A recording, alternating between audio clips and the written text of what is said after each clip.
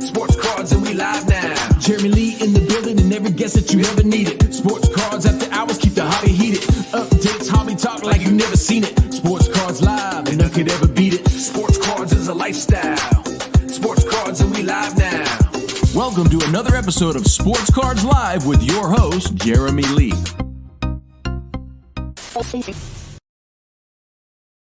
All right, everybody, welcome to the PWCC Premier Extended Auction Bidding Watch Party. It is Thursday night, January the 19th, 2023. My name is Jeremy Lee. I want to let you all know this Saturday on Sports Cards Live, Becca Davis, a passionate collector, will be on Saturday, and on Sunday, we will be on Collectible Live at 7 o'clock Eastern. I want to shout out the Basketball Card Fanatic magazine and our co-host tonight, Adam Gray, editor-in-chief. Go to bcfmag.com. If you've not yet subscribed, easily the nicest magazine in our hobby. Go check that out. I want to let you all know Karn Rai, the Big Three Hockey, will be joining us later tonight. And I want to thank all subscribers, all viewers, all listeners of all the shows on Sports Cards Live. If you're not yet subscribed to the YouTube channel, please take a moment and do so. But let's get on with the show and bring out our co-host, Adam Gray. How are you tonight, my friend? Jeremy, I'm so good. It's my favorite night of the month. I always say that. But I'm excited, especially to go through these 261 cards, or items, I should say, with you tonight. And I'm hyped for that. How are you doing? I'm good, man. I'm good. It was fun doing our little pre-show on the PWCC account on Instagram, just now on an Instagram Live. Always enjoy that. It's kind of like a warm-up, you know what I mean? Like we come in and do this thing, but the IG Live is, again, it just gets us a little bit ready for what we're about to do here, because that's about 13 minutes long, and here we are, and we're about to go for probably what'll amount to 3.5 hours. Now, last month, the December premiere had 282 lots. This January auction has 261 lots. So it didn't come down that much, only slightly. But I like to compare. So I was thinking to myself, what might that have been, if anything? I land on, well, listen, it's January, always a slower month, post-holiday spending blues, if you will.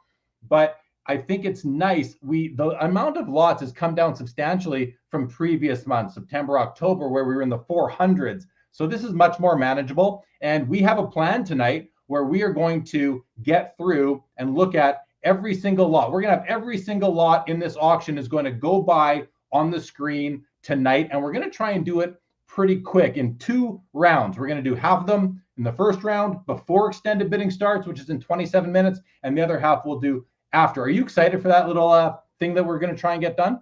I'm so excited for it. We've had a lot of success with the show. I think we've had a lot of fun with the show, but we're always trying to reinvent, always trying to make it better. And if it doesn't work, then we won't try it again next month. But yeah, let's give it a shot. And what do you think about the fact that we have 261 lots, very close to last month? Does that indicate anything at all to you? I think there's a couple things to think about there. The first is that it is January. We've just sort of come out of that dark area of the year where we see a lot less activity than we usually do. We've talked about that in the prior months. But the other thing that I think is really important here, and it's one that we don't talk about a lot, the growth of the weekly auction has been really significant, right? We're seeing more and more items in the weekly. Go check it out. I can't remember if there's 12,000 or 11, there's thousands and thousands of items that end every week.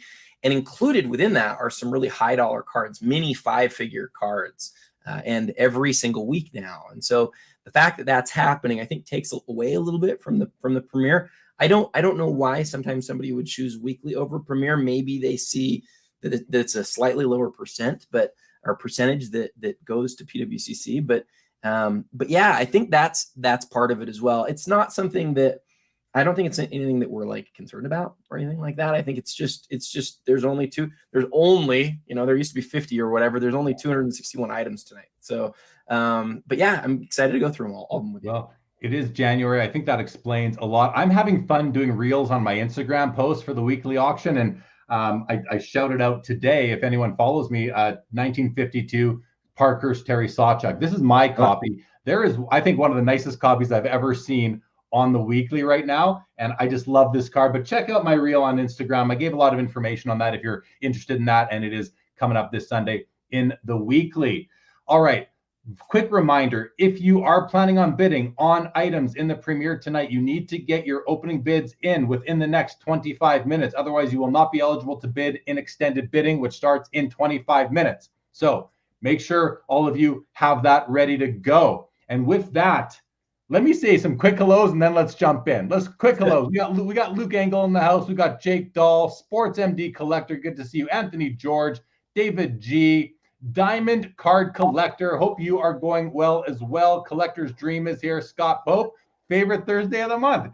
Welcome to the club. I'm proud to be a part of it with you. MLW Fishing Man is here, and good to see you as well, MLW, as well as everybody else. We're starting to fill up the room, but keep on pouring in. All right, Adam, I'm going to share my screen, and we're going to here's what I think we should do. I'm going to scroll, and I'm going to shrink this a little bit. I'm going to show 8 cards at a time. And if we each maybe point out or, describe or talk about one that we like, I'll go first on this page. For me, Adam, or on this view, the 09 Topps Chrome Gold Refractor Steph Curry rookie out of 50 BGS 9.5. I love this card, even at $110,000, which is more than I can spend on it. But I compare it to the Topps Chrome LeBron James rookie refractor that can, the gold, which we've seen trade recently, once last month on the Premier, once at Expo, a deal that Jeff Wilson and Karn Rai were involved in, at about that $250,000 rate. So this card, to me, at the current price, when you compare to that, there's only 50 of these. I love this card. I would love to pair the two. What in this view strikes you? You already spoke about this one. Are you going to do it again or something different? I'm going to do it again. I'm just going to say first, though, it is so hard to pick a card out of each group of 8. It's going to be a real struggle for each of us.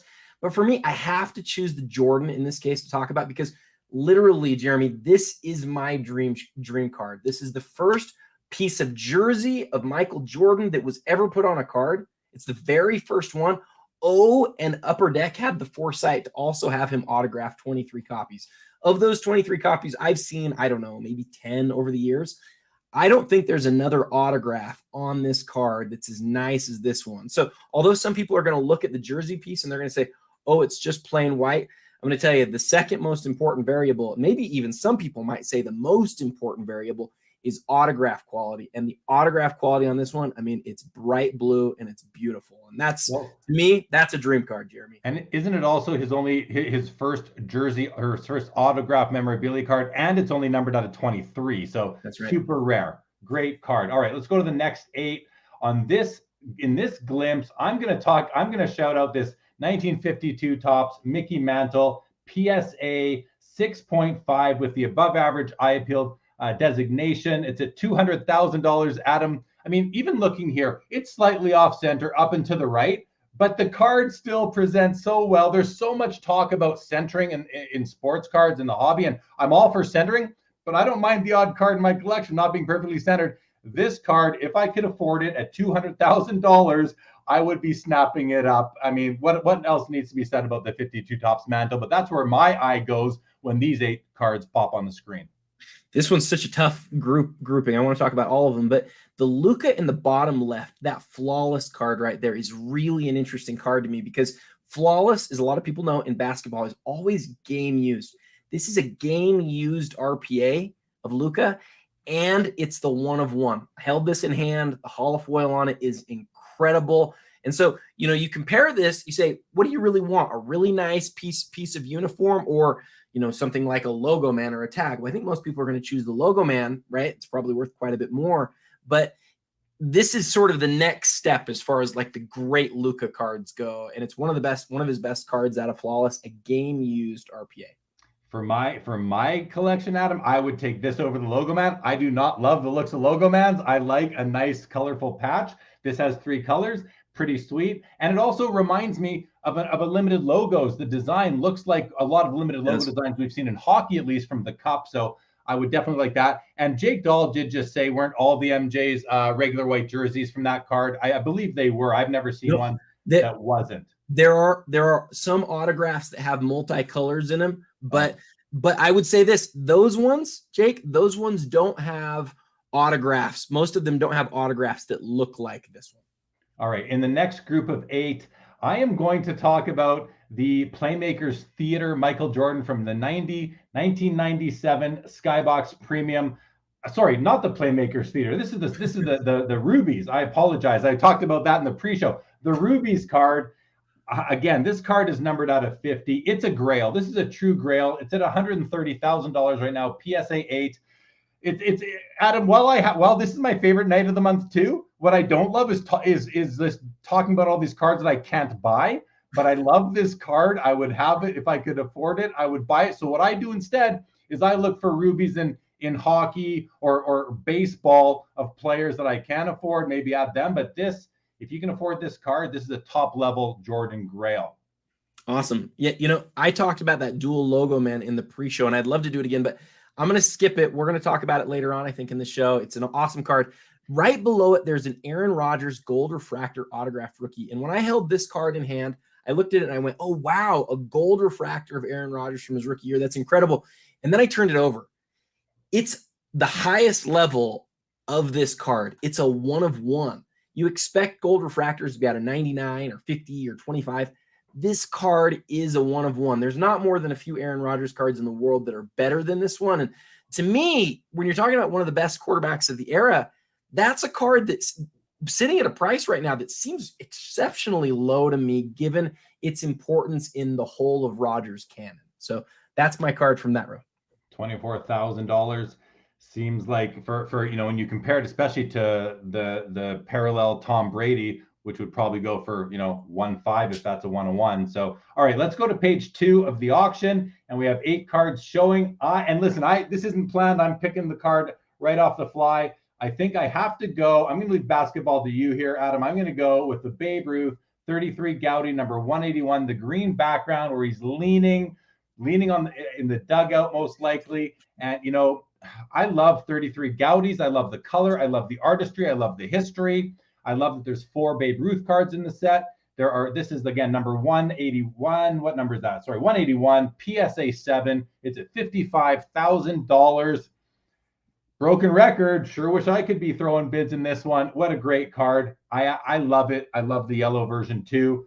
Let's go to you, Adam. Pick one of these many beautiful basketball cards. Gosh, this is a tough group. I already talked about the Mahomes on my channel on the Real 27 Guy Instagram. So I'm gonna go with the Kobe, the Kobe right above it. When I first pulled this card out of its stack as I was doing the videos, I think I audibly gasped at this, and you won't be able to tell why from the view that we're looking at right here. But the holofoil around the logo, man, I always talk about holofoil. People probably get tired of it.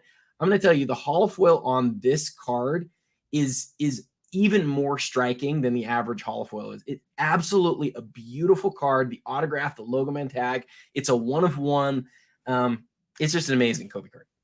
I was going to guess that you were going to talk about this dual MJ LeBron Upper Deck Black dual patch, quad patch dual auto, but you didn't. Let's keep on going in the interest of time. In this next group of 8, I am going to have to pick a card really quickly. I'm going to go to the Zion NT RPA here, and the reason why is because it seems like he's pretty good. I mean, you know, that he went from hobby darling to an afterthought. And now he's had a great season so far, as I can tell. BGS 9, nice patch, full body jump shot, nice autograph in the middle, numbered out of 99. Sorry, this one is numbered out of 10, so it's one of the parallels. It's at $38,000. BGS pop is 1 of 4, none graded higher. If you want to get on the Zion train, if you're not on it already, this might be a card to consider. And I'm no expert in basketball, but I think it's a pretty sweet card nonetheless. How about you, Adam? Well, out of 10, I mean, it's an incredible card. The NTRPA is his most recognizable big-time card, and then to have the one that's out of 10 is obviously a huge deal. For me, I'm going to look over at the Mbappe. You know, when this card, you know, if you think about this card, just a matter of 6 weeks or 8 weeks ago, you know, as we're still watching the World Cup, Mbappe was the name of the tournament, right? Everybody was talking about how this guy has a chance to be one of the all-time greats. This is his gold prism. Isn't this his gold? Am I looking at that right? Yeah. Looks like it to me. Yeah, so this is the World Cup gold prism. There's an orange as well. I wanted to make sure on that. But yeah, I mean, we're talking about one of the best soccer cards out there that you could hope to have, and really like the grail of Mbappe. So I might not be a soccer guy, card guy. I don't own a single soccer card, but if you want a player that people are really high on, and you want like a really big card of theirs, you go for the gold Prism rookie. And so it's really cool that one's in this auction. And it's the number 10 of 10. You know, I like bookend serial numbered cards myself. So it's a kind of card where, even though you don't know soccer like me, if I were looking to allocate some funds to soccer, this is a candidate for sure. All right. Yeah. This is the last group of 8 on page 2. I am going to look at this Mahomes No, I'm going to steal the Bill Russell from you, because I know, I'm stealing it. You got to go to somewhere else now. 04 exquisite collection numbers pieces. What I love about this card is the aesthetic. I love the way the green and the yellow blends into the gold design elements of the card on card auto, numbered out of 6. It's numbered 6 of 6, so it makes it jersey number as well. PSA, looks like it's an X-Mint 6. I mean, what a gorgeous card. $32,000. Listen, I mean, he's passed away in the last year, so that might have an impact on what I think is a high price, but I don't know for sure. I don't track these, but if I could pick one card on this screen, it's, oh, well, there's the Jordan on there too, so it's tough, but I like these 3 across the top. You can speak it to whichever other one you want, Adam, other than the Russell. Man, I love that Russell as well. The 6 out of 6, 3 colors, just crazy. This is a really hard choice. I love all the other seven items, but if you look at the Michael Jordan that's right next to it, this is a card that we included on the Iconic 100 survey, and I didn't think it had any chance to make the list. I didn't think so, because it's like, it's from an important set. People really like the set, but I didn't think of it as really being iconic. The thing that I realized, though, and it did make the list, by the way, made it, I think it was in the 60s. The reason that the thing that I realized afterwards was, look, this is the very first jumbo patch autograph set that like really sort of captured us. It's from the very first year of Exquisite. There's only 75 examples, and very few of them are BGS 9.5s. This is a card that maybe a year to year and a half ago really got very high in terms of its value. It's come down a little bit more now, and it's a little bit more appetizing given what its current sort of valuation is. And so if I was looking at these 8 to buy, I'd be looking at the Russell, but the next card next to it that I'd be looking at buying would be the Jordan. I also love the aesthetic of the Mahomes here, the vertical, the full body, the autograph, the gold hollow foil. Great grouping right across there. Those 3, not to mention, you've got a LeBron Limited logos right down there. All right, let's go to the next page. While that loads, I'm going to say hello to nice looking Cardboard. Thank you for joining the show and for wishing us a great show. Mikey at Eastridge, what's going on, my friend? I'll see you tomorrow. Michael Ham is here. Michael, always good to see you, buddy. Jeff Hart, good evening to you. This auction is stacked. We got Jay-Z. Jay-Z told me today he'll be coming to the Expo in Toronto in April. Jay-Z says the 51 Bowman Mantle PSA 4 is amazing. We'll definitely look at that. I got to agree with you on there. Loud Collector, happy Thursday to you. Junk Wax Museum, good to see you. And Rage is here. Good to see you, Rage. All right, Adam, here we go. First group of 8 on page 3. Listen, I'm just going to talk about the Walter Payton. It's one of my favorite vintage football cards, 1976 tops. This is a PSA 10. I'm not sure what the population is. I don't think it's over like 110, 120. It's probably lower than that, but that's a total guess. Someone please fact check me on that. I love that it's like sort of a portrait, but he's in uniform. I own a PSA 9. I bought it at the National, I think, in 2009. I love the darn card. I'm about to get a painting of it hanging in my basement tomorrow from my friend. I can't wait. I love the card. It's just a wonderful piece. How about you, Adam? So, you know, that Peyton, the thing that I think about on that card is we see a lot of vintage baseball. We don't see very much vintage basketball or football in the Premier. It's because there's not that many cards that are sort of in that $20,000 area. We don't see a lot of Peyton. So it's nice to see this one, which obviously is in the nicest condition as it can be. The card that I'm going to choose is going to really surprise you, and that's the Pokemon card.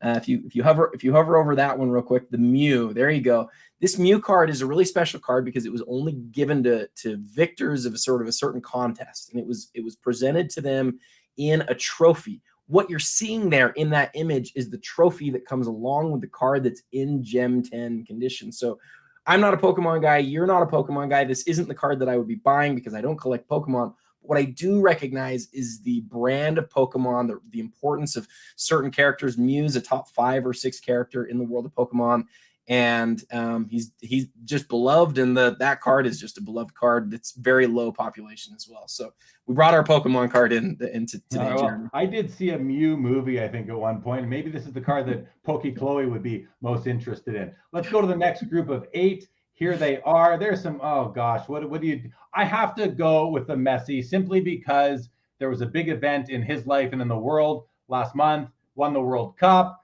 going down as perhaps the greatest soccer player of all time. Pele enthusiasts may disagree, but that's a fun one to debate. It's a BGS 9.5. This is a tough card in any condition. The mega cracks. I mean, it's just not, I'm talking about this one, Adam, because I think that it's a timely card to talk about. And I'm curious, I don't know what the comps are on this card over the last, 12 to 24 months. I'd be curious to see if the World Cup win is going to impact its price tonight. I think it probably should because it's such a high grade copy, but we'll see. I'm curious how it goes. And listen, I'll be honest. I don't love the aesthetic of this card. I never have, but sometimes a card's importance overtakes the aesthetic. And this is one of those cases, I think, where that applies. How about you? Well, that one's an interesting one because, again, on the Iconic 100, there were 3 soccer cards that made the list, Jeremy, just 3. And I was really surprised. This was the first one. This was the highest ranked soccer card that made it on the list. And that was prior to his performance in the World Cup. And so I looked at it afterwards and I thought it's a low population card. I mean, not crazy low, but it's not like there's 10,000 of them out there. There's not very many of the card, and finding one in gem mint condition is awesome. For me, this is a really difficult decision here. I'm going to surprise you a little bit. I'm going to go with the Cassius Clay, the Muhammad Ali. Look, this is the only boxing card that made the Iconic 100. It's his best known, early card. It actually came out of a magazine. It was a hand-cut card. And despite that, there's very few really high-end, high-grade examples, and this is one of them. And so that's a great boxing card. Yeah, in any grade, that's a card. I saw someone recently acquired, I think it was a PSA 1.5, and it was a really nice copy, and that was worthy of celebration as well. Okay, let's go to the last group of 8 on page 3. Oh, there's the Playmakers Theater I was talking about before. I think for Jay-Z, I'm gonna pick out the 1951 Bowman Mickey Mantle. This is a PSA 4. It's got the eye appeal rating, top 15%. That is exceptional. This is one of my favorite cards in the hobby. I've owned a copy of it since 2007, I believe. Listen, the card does it. Oh, look, there's another one in the auction down here as well, a PSA 3. So we get to watch 2 of them tonight. It's just, the card is overshadowed by the 52 Topps Mickey Mantle. I don't think that's fair. Personally, I love that card too, but this is his one and only true rookie card. It's beautiful in its own right. If the 52 Topps Mantle didn't exist, this would be a grail card. I love the card. What do you want to point out, Adam? So I'm going to steal what you were talking about in the pre-show, and that's the Jordan Playmakers Theater. This one is number 1 of 100, making it, the first one stamped. There's 2 things that I want to highlight here that I think are really kind of cool factoids. And the first one, and I know about this one because I own a copy of this card. It's one of my best cards in my collection. So this card is one of only 3 Bulls era Jordan cards that are serial numbered and isn't a parallel of another card. There's only 3, and this is easily the best one. The other 2, one's numbered out of 1,000 and one's numbered out of 800. So this is one of the key Jordan cards. In addition to that fact, if I had to make a list of the great inserts, I'm not talking about parallels of base sets now, but insert cards, pure inserts. To me, there's clearly a best 4 Michael Jordan insert card list. This is one of those 4 cards. And look, this card was well into the 6 figures. I don't know where it's going to end tonight, but I do know that the market as a whole has really come down a lot on some of this stuff. And I think this is a chance for somebody to acquire this card who a year ago or a year and a half ago wouldn't have been able to afford one. We are 5 minutes away from extended bidding. So again, you have 5 minutes to get your bids in on any cards that you want a chance to bid on in extended bidding. We just pointed out these 2 bookend cards on the top row.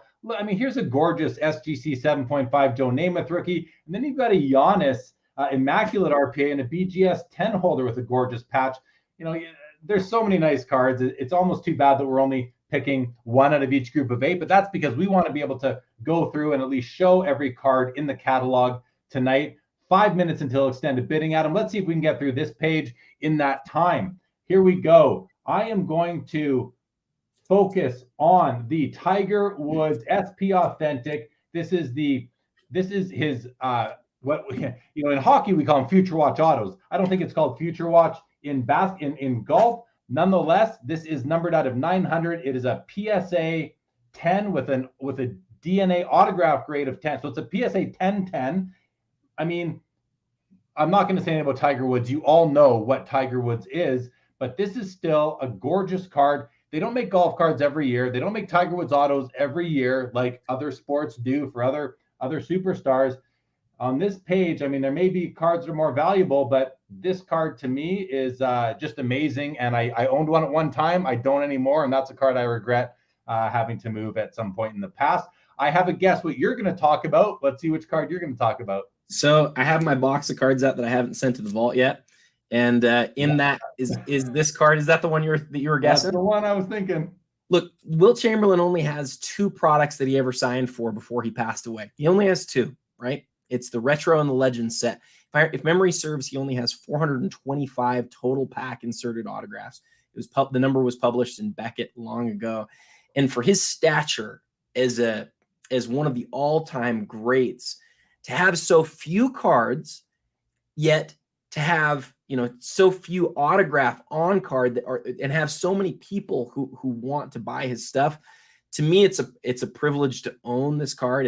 It's a pleasure. It's one that I literally looked for 20 years, Jeremy, before I finally settled on one. This is the gold version of that card. There's only 100 of them. Again, there's only 400 and some odd Wilt Chamberlain on card autographs in existence, and the autograph on this one is as blue as if it was signed yesterday. To me, for its historical significance, you know, the vintage basketball stuff, a lot of it is still just dramatically underrated from where I think it should be compared to what some stuff sells for. And so for me, that's easily the card in this group that I want to highlight. All right, next grouping of 8, I am going to look to, you know what, well, that patch is ridiculous, that Tua patch, but that card doesn't really turn my crank. I'm going to look at the Josh Allen NT RPA at a 99 and a BGS 9. Reason being is I once owned a very, very nice Josh Allen card, a 1/1 with the whole Bulls logo, or the whole, the whole bear on the shoulder. And boy, oh boy, I sold that card to a friend of mine named Amit, and I know he loves it. But just a absolutely gorgeous card, 2-color patch, on card auto. Josh Allen is a great player, great future coming with him. And I say that hearsay. I don't know for sure. I'm not a football expert. I'm just going with what I hear and what I read. But out of these 8, I think if I'm having to, well, there's the the Steph Curry refractor as well. I'd probably want the gold instead of that, which I can't afford either. So I'll stick with this one. Stick with the Josh Allen NTRPA. How about we've never done this before, Adam. So you know we kind of want a few gimmies here or there maybe, but I'll leave it at that. How about you? We need lots of gimmies because we want all of the cards. And even in the last group, I passed over a limited logos Kobe Bryant that I totally want. So, you know, there's no easy way here to make a decision. Just a reminder to everybody, the extended bidding, we're about to go into extended bidding right now. We're less than a minute away. But in this group, I want to highlight the Metal Universe box, because when it comes to 90s, you know, 90s wax, really rare 90s wax, this is it. Like, this is the one that you want. This is the one. If there's a Michael Jordan green that's in a box somewhere, there's actually a chance it could be in there. And so I don't know what that's going to sell for tonight. I don't know what these usually sell for, but that's about as good as it gets when it comes to an open 90s wax. Yeah, that's a great box for sure. All right, here we go. Next group of 8. I find myself deciding what card I want to talk about and then trying to guess what card Adam's going to talk about. You know what? There's nothing on. There's that. I'm going to talk about the Ben Roethlisberger NFL Shield 101. I probably just sniped that right from on the next page, Adam. You'll pick the card first. All right. How about that? That way you can snipe my card, right? I'm going to go with this one. It's a BGS 9.5 from 2004. As PWCC says, it's the only copy ever made. Listen, I am not the biggest fan of NHL Shield, NFL Shields, logo men in basketball. I prefer a team logo multicolor patch. That's just me. Doesn't mean I don't appreciate the importance of these shields and logo men's and all that. I think they're very important. And Ben Roethlisberger, I mean, he's going to go down as not a top tier best of all time, but he's going to go down as one of the best, I don't know, top 20 quarterbacks of all time, top 25, somewhere in there. He's definitely worthy. The card's at $15,000. If that was Tom Brady, it'd be, I don't know, a couple mil or maybe less this year, but it'd be way up there. So I think it's a really cool card. What about you, Adam? What card? And I think I know which one it'll be. If Tom Brady had a Shield auto from his rookie year, if he had one, it'd be well into the millions. It'd be millions and millions of dollars. It might even be $10 million. It'd be huge. So yeah, Roethlisberger sitting at whatever it's at right now is just it's a great deal. So yeah, you probably know. I'm going to pick the Steph. Steph doesn't have a lot of huge cards. He doesn't have a lot of huge rookie cards, but this is really like Steph's first autograph. There's not a lot of copies of it. Go look at the population report. It's very rare. I love that card. That was my guess. I know my co-host all too well. All right, and that brings us to the end of page 4. Let's take a moment. Let's rest up at the top now that we're in extended bidding. Along this ticker here, if you're new to the show, this is where we see the most recent bids that are coming in from all of you out there and everyone else who is bidding on these auctions. And while we sit there and take a little break from running through the auction, we're going to say hello to Vintage Card Collector. Good to see you. We got Jim in the house.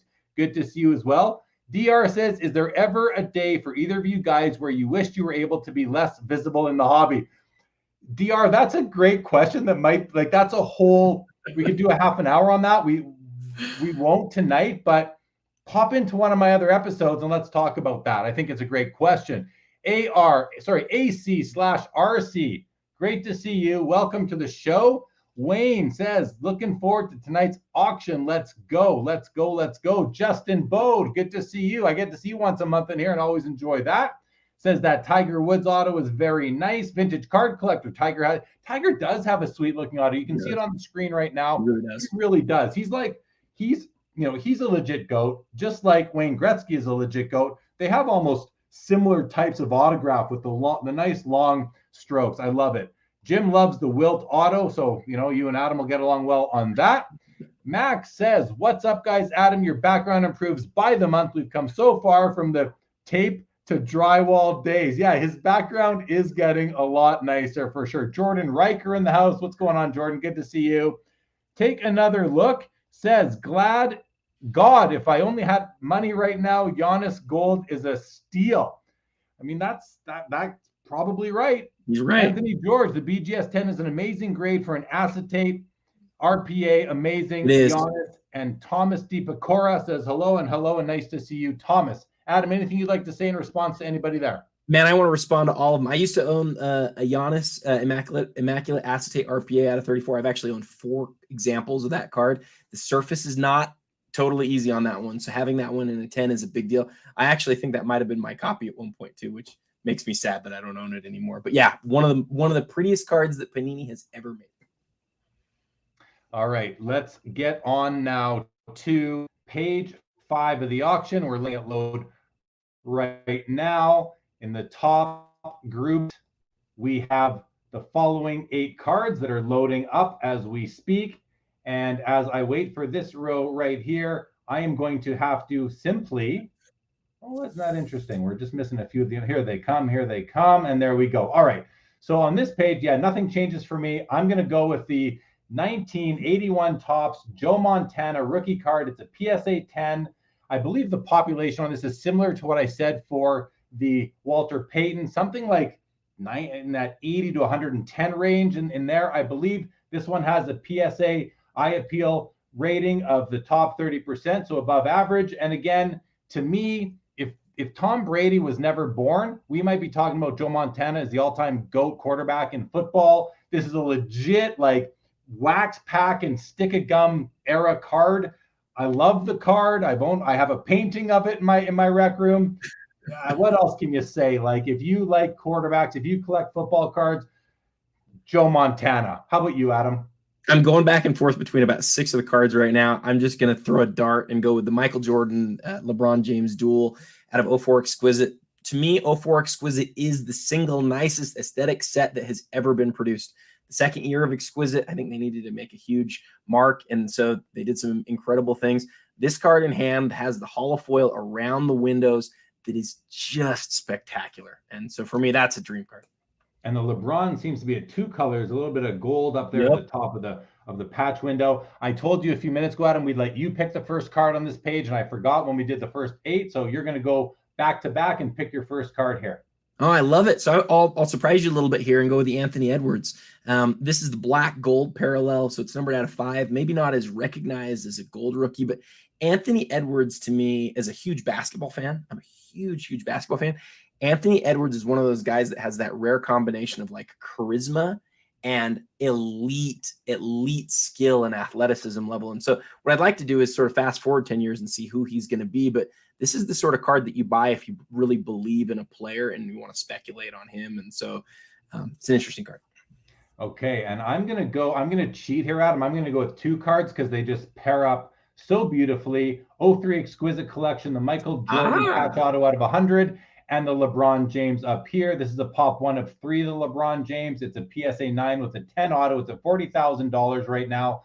I love these cards. Upper Deck put out an exquisite hockey card in this design, and I have a couple cards from that checklist on my set, so I love them. And then the Jordan is also, it's a BGS 9.5. It's also a gem mint.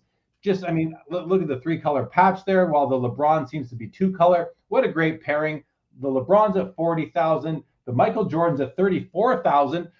Maybe it's because this is a rookie year card and it's in a PSA holder. But to me, the Michael Jordan is kind of the card that I would want more, but I love both of those cards. All right, next group of 8, Adam. Oh, yeah, I know what you're going with. What's it going to be? Oh, man, I don't know what I'm going to go with. I think I know what you're going to go with, though, and I'm not going to go with that one.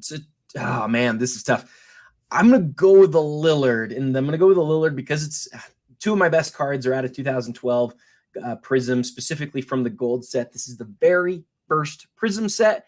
It's the very first gold set, and this is one of the nicest Damian Lillard cards in existence. You know, when you think about spending a lot of money on a basketball card, you don't often think about somebody like Lillard, right? But this is one of Damian Lillard's best cards in existence. Serial numbered out of 10, a BGS 10. Oh man, I wish I had that card in my collection. And it's got the NBA gold diamond sticker on as well. I just want to say one thing. Look at the image on this card. The image of him, the way his body is just on the card with his arms and his like that is an iconic image to me. It is. I've seen this card a few times in its various parallels, and I always know that that's the Lillard, just because I don't think I can't think of any other card in basketball that has a player in that position with the arms spread like that, going in for a dunk, knee rise, like. It's a great looking card. I still don't know which card I'm going to talk about on this page, so I'm going to go with Kobe. I'm going to go with this one right here. See how quick I came up with it?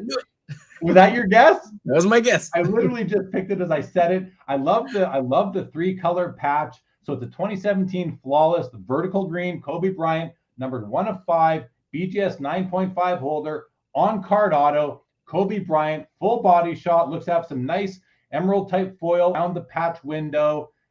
Beautiful card. I thought you were going to go with this one originally because it's your favorite guy and it's an on-card auto and all that. So I almost did. I have to say we've got to at some point go back to the Wilt autograph because a lot of people are questioning why is it a 9 auto. Let's look at it in a little bit and see if we can figure out why it was a 9 autograph. All right. Well, let's finish. Oh, this page is over. So why don't we rest along the top here? Watch the bids coming in. And while we do that, let's go to some comments. And right there it is. Mike Nunya says, why did the Wilt get a 9 auto? So was that on this page or was that last on the last page? Page 4. Page 4. Page 4. All right. So let's without actually, that's fine. Let's just do this. Let's just go to it and then we'll skip to page 6 next time.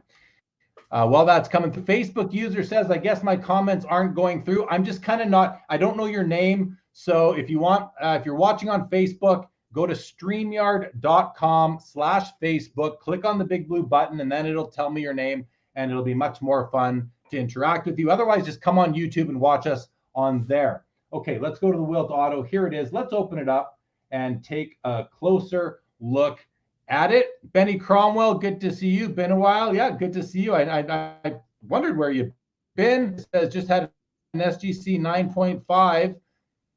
Where'd it go? Come on the screen. Let's go. We're just loading up the, here we go. Let's bring up the Wilt Chamberlain auto SGC 9.5 top today. Well, that's a great. All right, Adam. I don't know what's going on there. What do you have to say about the auto? Man, I will tell you, first look, it just looks really good to me.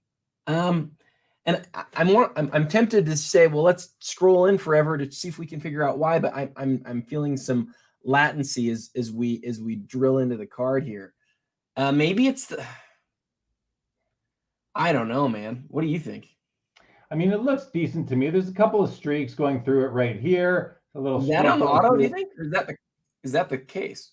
I do not know. But I mean, to me, the card overall, the autograph got a 9. Yeah, I mean, if the question is why isn't it a 10, then these little things must be in the autograph. If they're not, then I would ask the same question: why did it not get a higher grade? But at the end of the day, I'm not a big fan of autograph grades anyway. I think that I'm a fan of a nice looking autograph. I certainly don't want a card that has a faded autograph in my collection.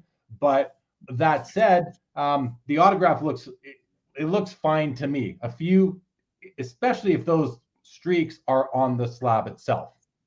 You know, I would just say to anybody who's looking at that card and anybody who's bidding on that card, go check out the video. It's funny that I don't remember, but I look at so many of these cards. Go watch the video. Usually I'll comment on stuff like that and why it might be, and I have it in hand, which is even better. You know, the visuals are great, but it's great to have that in hand. So go take a look at that video and see if there's anything in there that's helpful. All right, so let's go to page number 6. While we're doing that, Sergio Liato says, have a look at the MJ 97 jersey black auto. Looks like it's been traced over. I mean, well, that would, if Beckett, I believe that was in a Beckett slab. If Beckett wasn't able to catch that, I mean, I think we got a default that they would have. So who knows? I got to say, I would kind of doubt it, but I guess you never know. Max Tryhall in the house says, amazing to see some high-end UFC in the auction. Rare, but quite the sight to see. Hello, Stick with Sam. Good to see you. Mitch in the house. Grotman cards. The MJ Exquisite out of 100 is one of my favorite basketball cards ever made. Beautiful and iconic. I agree with you for sure. And T-Dot wants me to bid on the BVG 8.5 Topps 79 Gretzky for him. Sorry, T-Dot, but I'm not going to do that for you. Not tonight anyway. All right, here we are, page 6. Oh, look at that. The Mbappe has a bid since we talked about it. The Prism Gold out of the number 10 of 10, BGS 8.5. All right, here we go, Adam. You go first again, but first let me think. You guys should all be guessing with me. What do you think Adam's pick is going to be? Take a half a second. I got mine. Adam, what is it? So for me, I got to go with the dual Jordan Kobe autograph. This is another card that I own an example of. This is one of my favorite cards in my collection. And the reason is simple. It's from the playing days of both of these guys. They have, there's not a lot of dual autographs of these, the two greatest shooting guards of all time. There's even fewer where both are still playing. This is from 2002 SP Game Used. You get full images of both Jordan and Kobe, two big blue autographs. And this one happens to be a Gem Mint 10. It's a beautiful card. Yeah, so I was wrong. That's not the card I thought you were going to speak to. I thought you were going to speak to the Michael Jordan Molten Metal Fusion out of 250. Since you didn't, I will.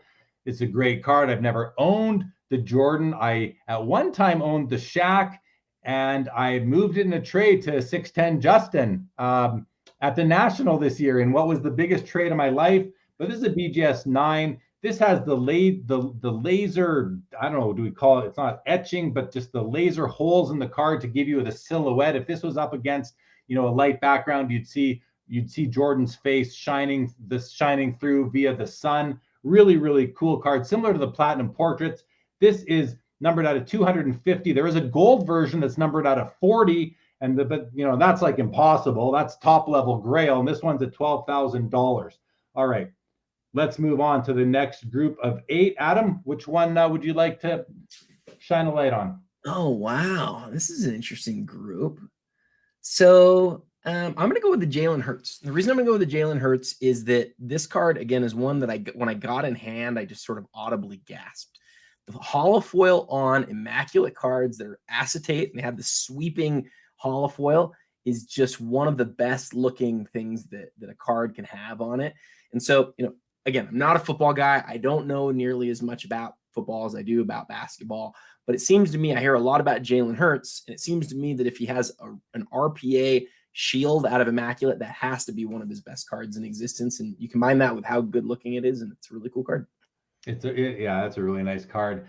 I can't really say much about it, but I think I have to be consistent. While my first instinct was to go with the Jordan Limited logos, and my second instinct was to go with the Ricky Henderson rookie card from 1980 because I love the Ricky Henderson rookie. I'm going to go with the Kobe 03 Exquisite auto patch out of 100 because it would fit. It would look so nice with the Jordan LeBron from the last page on card auto, BGS 9.5, pop 1 of 7, none higher, $16,000.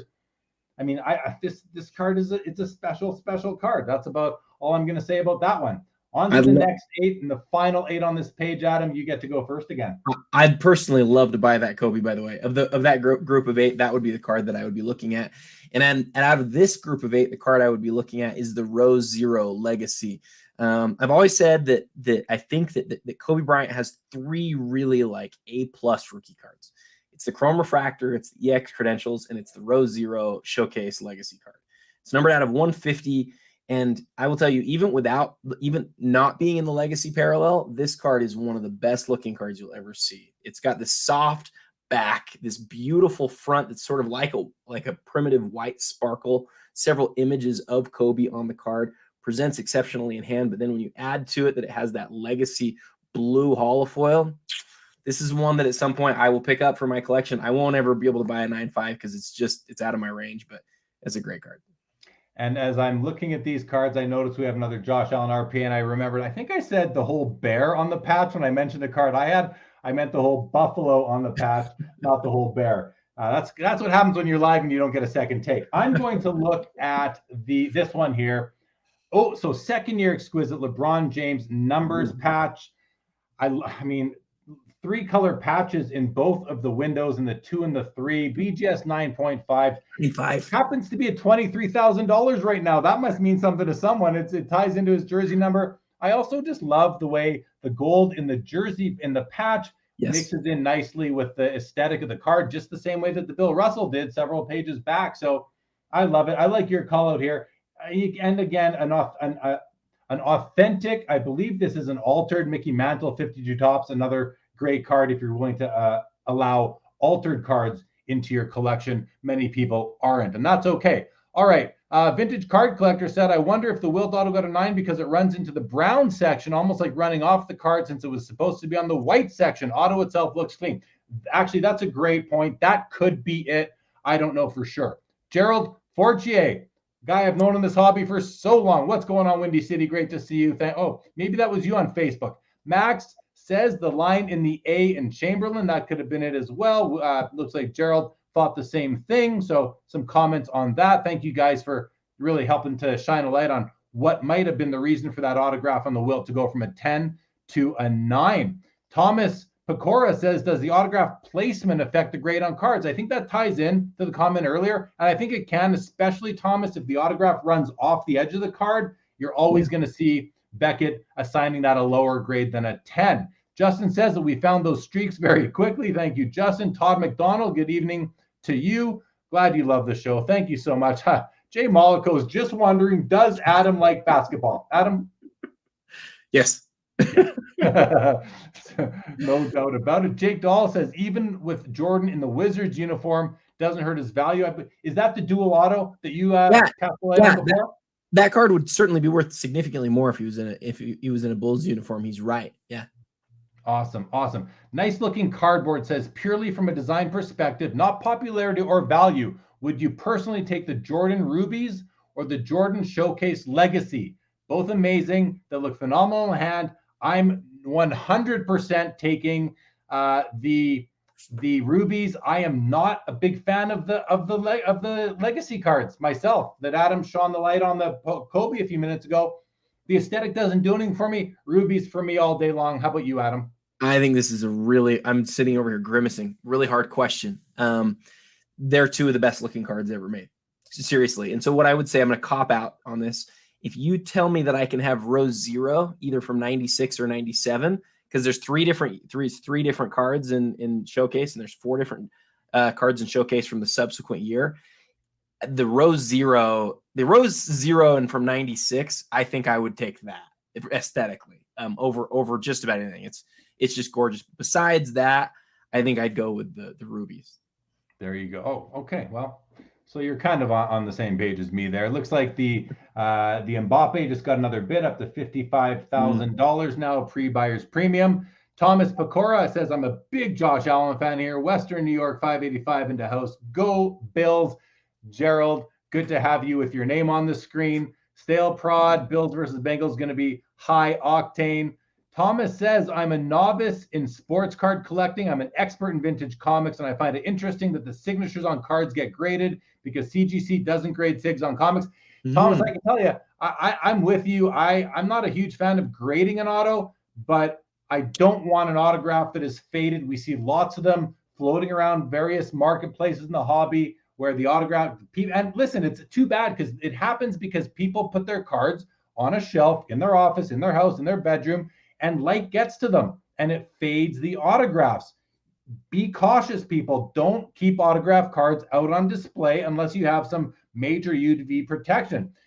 The PSA, the BGS slabs do not protect the autographs, at least not over a very long period of time. So be very careful. Adam.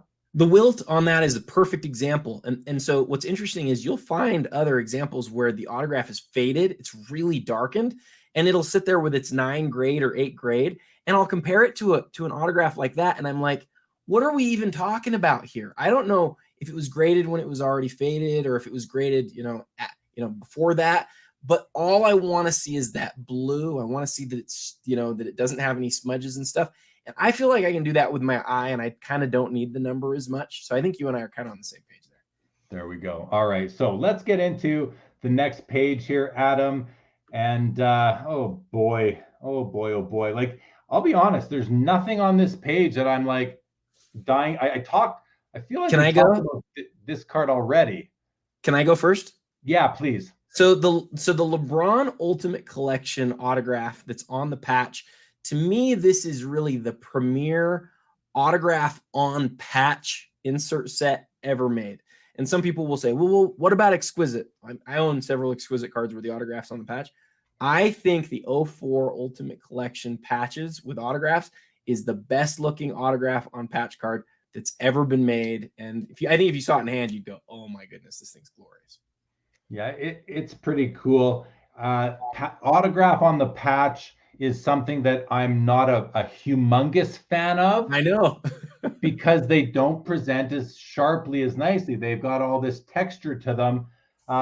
But for me, I would have talked about this. I want to just make one comment about this Tom Brady SP Authentic rookie. It's numbered out of, 1,250. It's a BGS 9.5. If you go back in time 20 years, I feel like my perception was that this was his premier rookie card, not the contenders. It was his SP. It was his SP Authentic. For sure. This card seems to have been kind of gotten lost in the shuffle between his Bowman Chrome and the contenders card. So I don't know. This is a card that seems to be a little bit underloved relative to the way it was back in the day, but I think it's a great card. Now, before we go on to the next grouping, I do want to, there was a question here by Vintage Card Collector. Can you look at the Sport Kings Ruth? The Sport Kings Ruth. So this isn't the Sport Kings. I think you're talking about the Gaudy Ruth here. I think there is a Sport Kings that's coming up. Is there? I think so. Is there? He mentioned. Okay, there must be. So I just thought because it was on the screen, that's what he was talking about. So we'll leave it. I've spoken about this this Tom Brady SP Authentic rookie. It's at $15,000. Let's go down to the next group of 8, Adam, and then we'll go back to comments after this page. And Adam, you are up again to kick this page off. This is such a hard exercise that we're doing because we're skipping over cards, but we want to make sure that people are at least getting to see them. So, if you haven't had a chance to look through the whole of the auction, at least you're getting a chance to see everything now.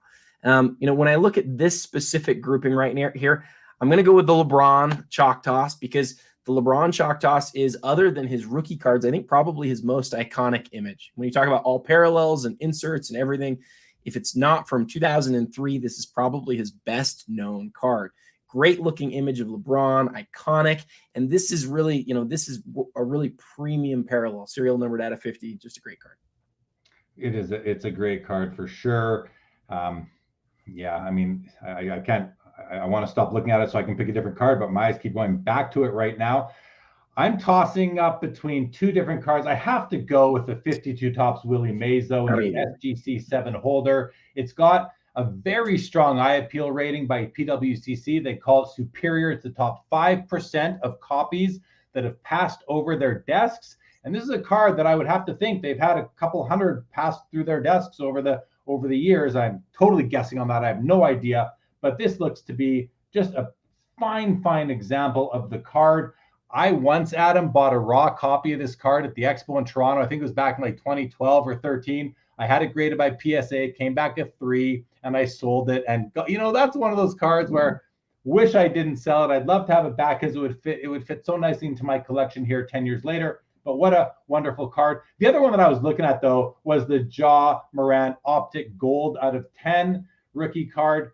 I prefer Optic to Prism just from an aesthetic perspective. Sure. So call me crazy, but I wanted to just mention that one as well. Anything you want to add before we go to the next group of 8? I mean, I just, the Willie Mays is such an iconic card. As I learn more about cards, and as we did the Iconic 100, it makes me appreciate some things even more than I already did. I've known about this card for 30 years, but I would just love to own that card. And in a 3, I mean, that would be a great card. But a 7, good night.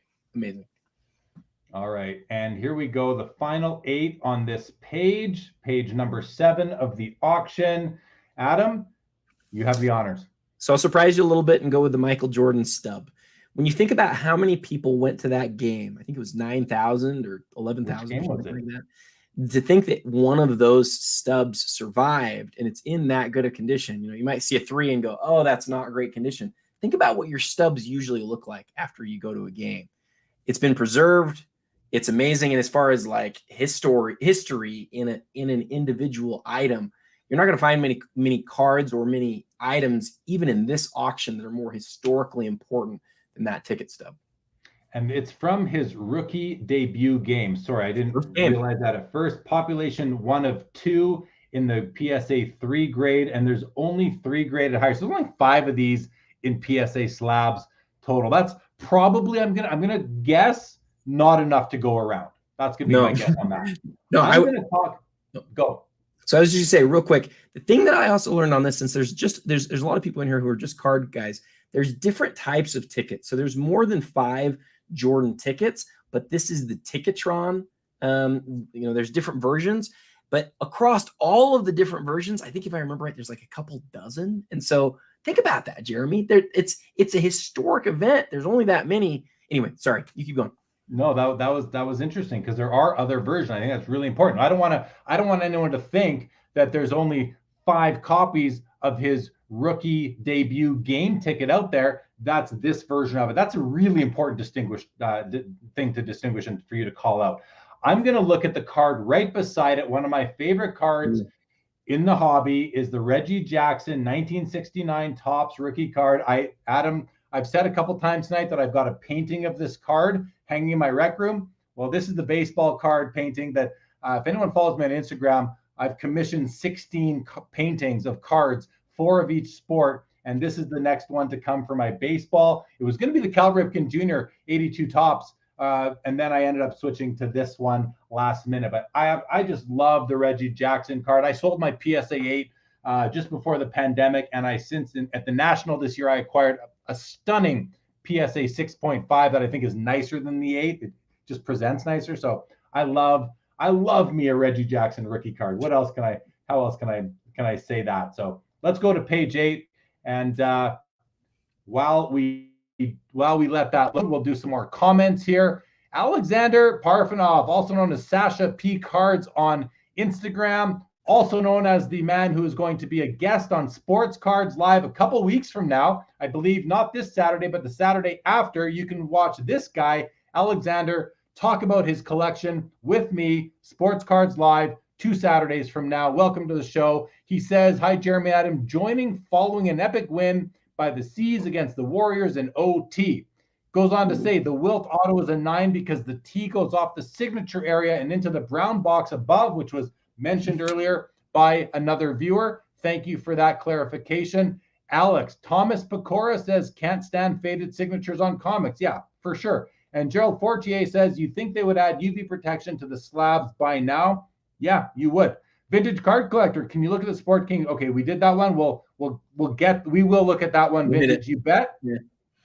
Justin Bode says that big Brady card will be interesting to watch tonight. I believe he's talking about is it a championship ticket out of 100? There's a couple of them that he could have been talking about. I think he should let us know. Clarify in the comments, Justin.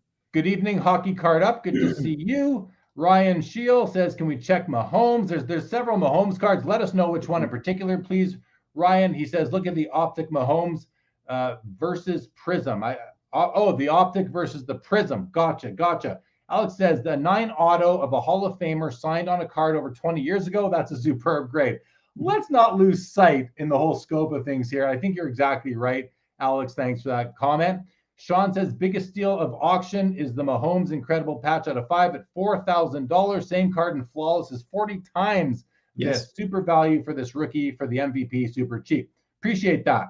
And Alex says, Jeremy, we will talk about autographs next weekend. Ballpoint pen vintage autos are actually desirable in the signed vintage community.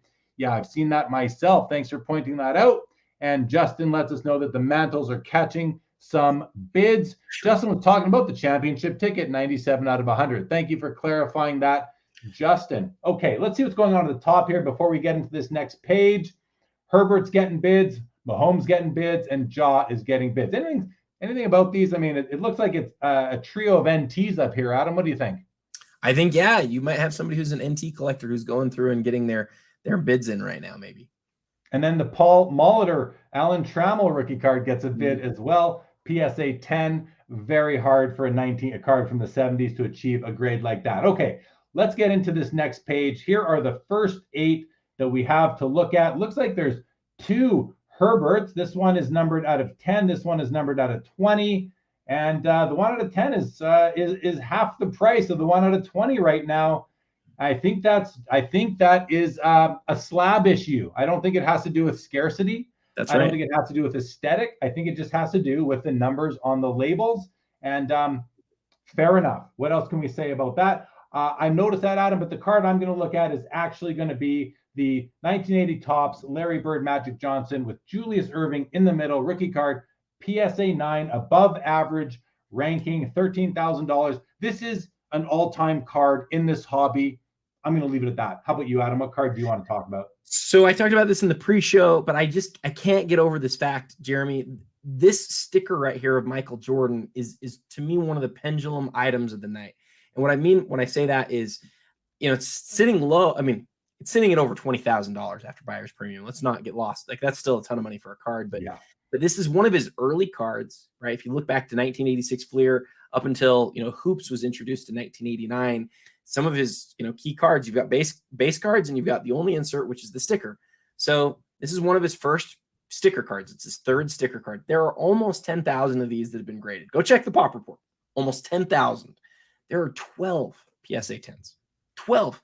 And the reason is that these cards are almost never centered top to bottom. And then even when they are, there's so many surface issues that can come in. A lot of like gum sticking to the card, wax sticking to the card.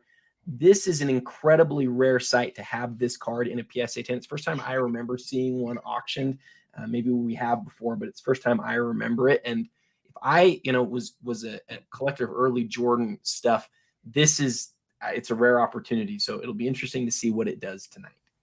And I just have to follow up on that, Adam, because as I said on our pre-show on Instagram Live on the PWCC account, that you think about that, there's only 12 out of over 10,000 graded that received a gem mint condition assessment. Today, if we were getting cards in that condition at that low rate of gem mint out of packs, I mean, the hobby goes crazy and gets very upset with Panini on a regular basis because their cards don't come, aren't always in gem mint out of the pack. Imagine being back then what it was like, but we didn't care back then so much. We just wanted to complete our sets, check off the checklist. Now we are very particular and we hold the card companies accountable if we don't get cards out of the packs that are all gem mint. What is 12 out of 10,000? That's a very, very low percentage. So yeah, it's not quite 10,000, by the way. It's like 9,700, but it's Close enough. It's like 1 in 820. We're talking about like 1/10 of 1%. Think about how many grading dollars were paid just to yield 1/10. It's remarkable. That's an interesting way of saying it. That's an interesting metric. Amount of grading dollars put in to get the gem 10. There you go. Someone can maybe GemRate can run with that sort of, take an average cost of grading and come out with that sort of a metric as we move forward in time. All right. I kind of talked about these two Herberts and this card here. You talked about the Jordan. Let's keep on going to the next group of 8. I think we're on page 8. So Adam, what card would you like to focus on or highlight on this group? So the Tom Brady in the lower right is really an interesting card to me because not only is this Bowman Chrome a really iconic card, but this card is made rare because it has a signature, not pack inserted, right? That would be worth crazy, crazy money if it existed. It doesn't exist. It was autographed sort of in an in-person thing or like a show or something like that. But, combine that with, I think it's a dual 10-10. I've got the screen on a little bit small right now, but that's a really unique piece. It is a dual 10-10. So yeah, great card. And I'm so glad you didn't highlight the card I wanted to highlight, which is Over by 2. And this is the 06 Exquisite Dual Shield. Again, not a monster fan of shields, but I'm not against them either. I just, they're just not, but nonetheless, this card presents extremely well to me. It's a dual, and your friend Nick the Wharf from PWCC, he did a series of story posts today on his Instagram account talking about, he showed all the top quarterback receiver pairings in the history of football that completed the most touchdowns together. And he said, how many of them have a dual shield together? I think this is the only one. That to me is astounding. I'm not holding, it's nobody's fault, but it's astounding and it's super cool. It makes this card really, really special. BGS 9, it's a 1 of 1. It's at $13,000. It's a Peyton Manning. Take Reggie Wayne off the back of this card. It's still an amazing card. I think it's a great card. So that's a card I'd break my shield rule for. Let me just add, the Wharf Sports on Instagram is one of the best follows you're going to find out there. And he talks about things that I think in our hobby really matter. And I will say, I actually kind of didn't notice this card when we were first looking at the 8, and you sort of put me on the spot. If I was buying a card out of this group of 8, personally, just me, to me, it just never will make sense why something like that is worth what it's worth. And then some of the things that we see that are worth so much more are worth what they're worth.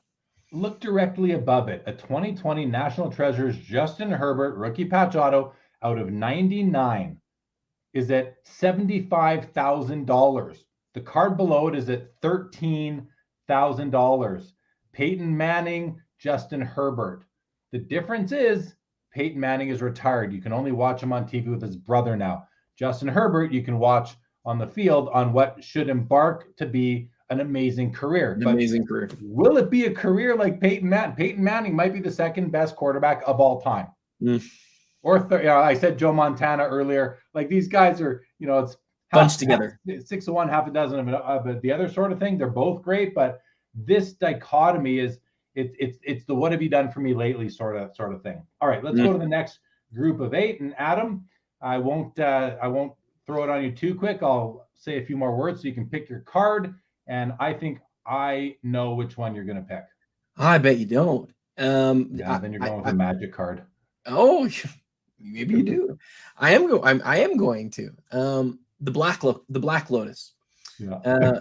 When we conducted the Iconic 100, I had the Black Lotus as a top 20 card of all time. And the reason that I had that is because the Magic the Gathering brand really matters, right? We're talking about one of the two big TCG, one of the two big non-sports brands that exist, games that exist that people really like, has like thousands and thousands of followers. And this is the card of that brand that everybody knows. And so to see it in a 9.5 is really cool. Very cool for sure. It's a picture of a flower. Okay, let's keep on going. I'm gonna talk about. I kid. I understand how significant it is. I'm gonna talk about what I think people would expect me to talk about: the 79 Topps Wayne Gretzky rookie. It's a PSA 9. PWCC has assigned it a above average, top 30% of the population is at $32,000. I opened it up over here.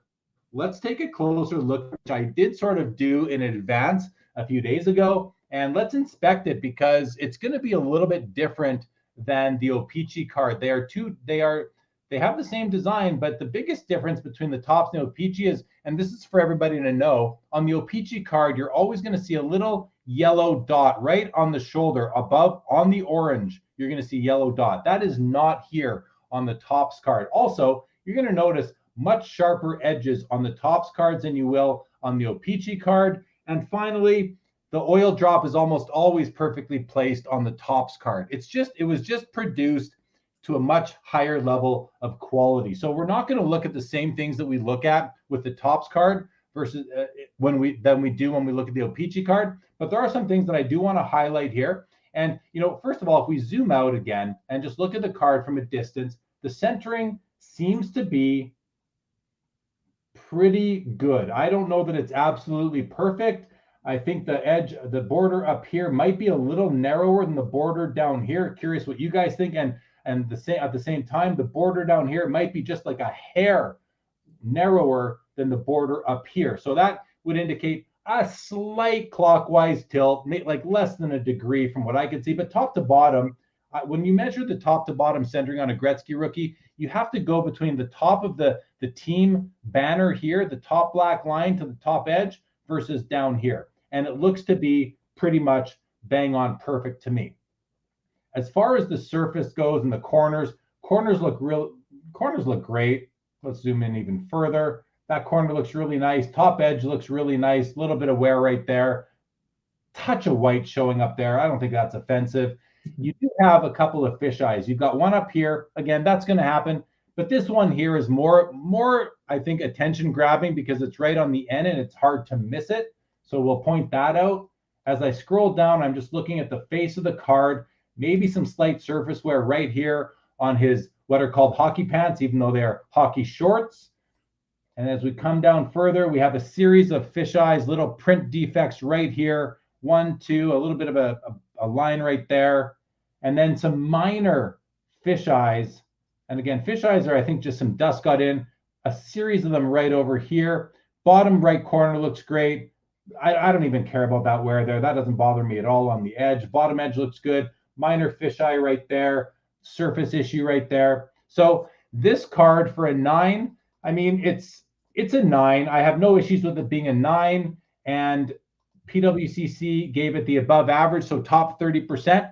Not necessarily sure I completely agree with that. I might have just called it a regular 9, but listen, I haven't seen as many PSA 9s as they have in the Topps. The O-Pee-Chee I probably have, so I'll give them the benefit of the doubt on this one. But overall, a great card, and it's at $32,000 currently. Adam, any comments on the Topps card? It is, and let's look at the back actually. One of the other noticeable differences between O-Pee-Chee and Topps cards as far as hockey goes, back from 1968 when we had the 2 sets, all the way up until the end of '89, the back stock on the Topps are always darker. It's a slightly different stock than O-Pee-Chee use. It's always a bit darker. So with that said, in the back, I mean, I don't see anything wrong with the back at all. As I kind of just quickly go through it, Adam, any comments on the Topps Gretzky? It's always great to have you, go through the O-Pee-Chee, and it's good to see some of those differences. I appreciate you pointing out some of the imperfections. Those, some of the fisheye printing type things. Those are something that I think really matter to a lot of collectors. And then other people really gravitate towards corners and edges and centering. It's definitely a pick your poison thing. You look at the rest of the card. It seems like the rest of the cards really holds up really strong, and that maybe is the most significant issue. Eye of the beholder. Yeah, I think if I had to pick out the thing that bothers me the most about this card, it's going to be two things. It's going to be this kind of a interruption of the black line here with the dot, and then up above there on the Edmonton, on the N in Edmonton, that's the other thing. But these are, it really depends how you rank the various attributes or subgrades. I don't consider them subgrades per se. Sure. The attributes, centering edges, corners, surface, and then print quality, color, vibrancy, registration. Those are various aspects of the surface. And so, you know, the surface to me is not only are there wrinkles, scratches, dents, scuffs, it's the print quality as well. I think that's an important thing to understand. And I had a great conversation with Maddie C Collection on this last week on Collectible Live. Okay, so with that done, and that was the card that I was speaking to after you talked about the Black Lotus. Let's go to the next page. I'll let it load and I'll let you jump in. Yeah, while that's loading, I've been watching the bids roll in. A couple of kind of notable things that are happening right now. One is that the high grade mantles that are not, you know, we're used to seeing the 51 and the 52. We've seen a lot fewer of subsequent years that are in really high grade. Some of them are really soaring right now. They're seeing a lot of bid action. The other thing that I noticed as far as big bids goes is the Luca 1 of 1 out of Flawless is now over 100 grand. Which isn't a shock. I think most of us thought it would go well over that, but it's good to see some of the high-end basketball stuff still doing so well. And yeah, so go check that out. Yeah, I'm seeing a lot of it's weird, Adam, the way the hobby goes and the narrative in the hobby goes. I'm seeing a lot of indication that that values and volumes are starting to bounce back. And this is just the accounts I'm following, the people that I'm choosing to watch when I'm consuming content out there. So to hear that, you know, that we're seeing some nice, healthy values of cards is something I don't feel like we've been talking about a lot for about, you know, I don't know, 6, 8 months now. So it's nice to see that the hobby still has faith in itself, I guess. I'll leave it at that. Speaking of big bids, the Mahomes that we didn't get a lot of time to talk about, but somebody was mentioning earlier in the chat, has just popped up there on the top on the scroll bar there. That's one of his best cards, and numbered out of 5, amazing patch. That's one to watch tonight, I think. Yeah, and I feel like we see this card in some format quite often, at least almost, if not every month, like 3 out of every 4 months. And I don't know if it's because it's the same copy or if it's because there's just a few different parallels and we're seeing, but it's this patch piece. I feel like I've seen this patch piece so many times. Not this exact, but the patch overall where this swatch comes from. So, but maybe that's what they used, and that's what they use for all of them. I'm not sure exactly. We certainly see different variations of the card almost every auction because it's his flagship, it's his big card. But this 1 out of 5 is pretty special. So it'll be interesting to see what it does tonight.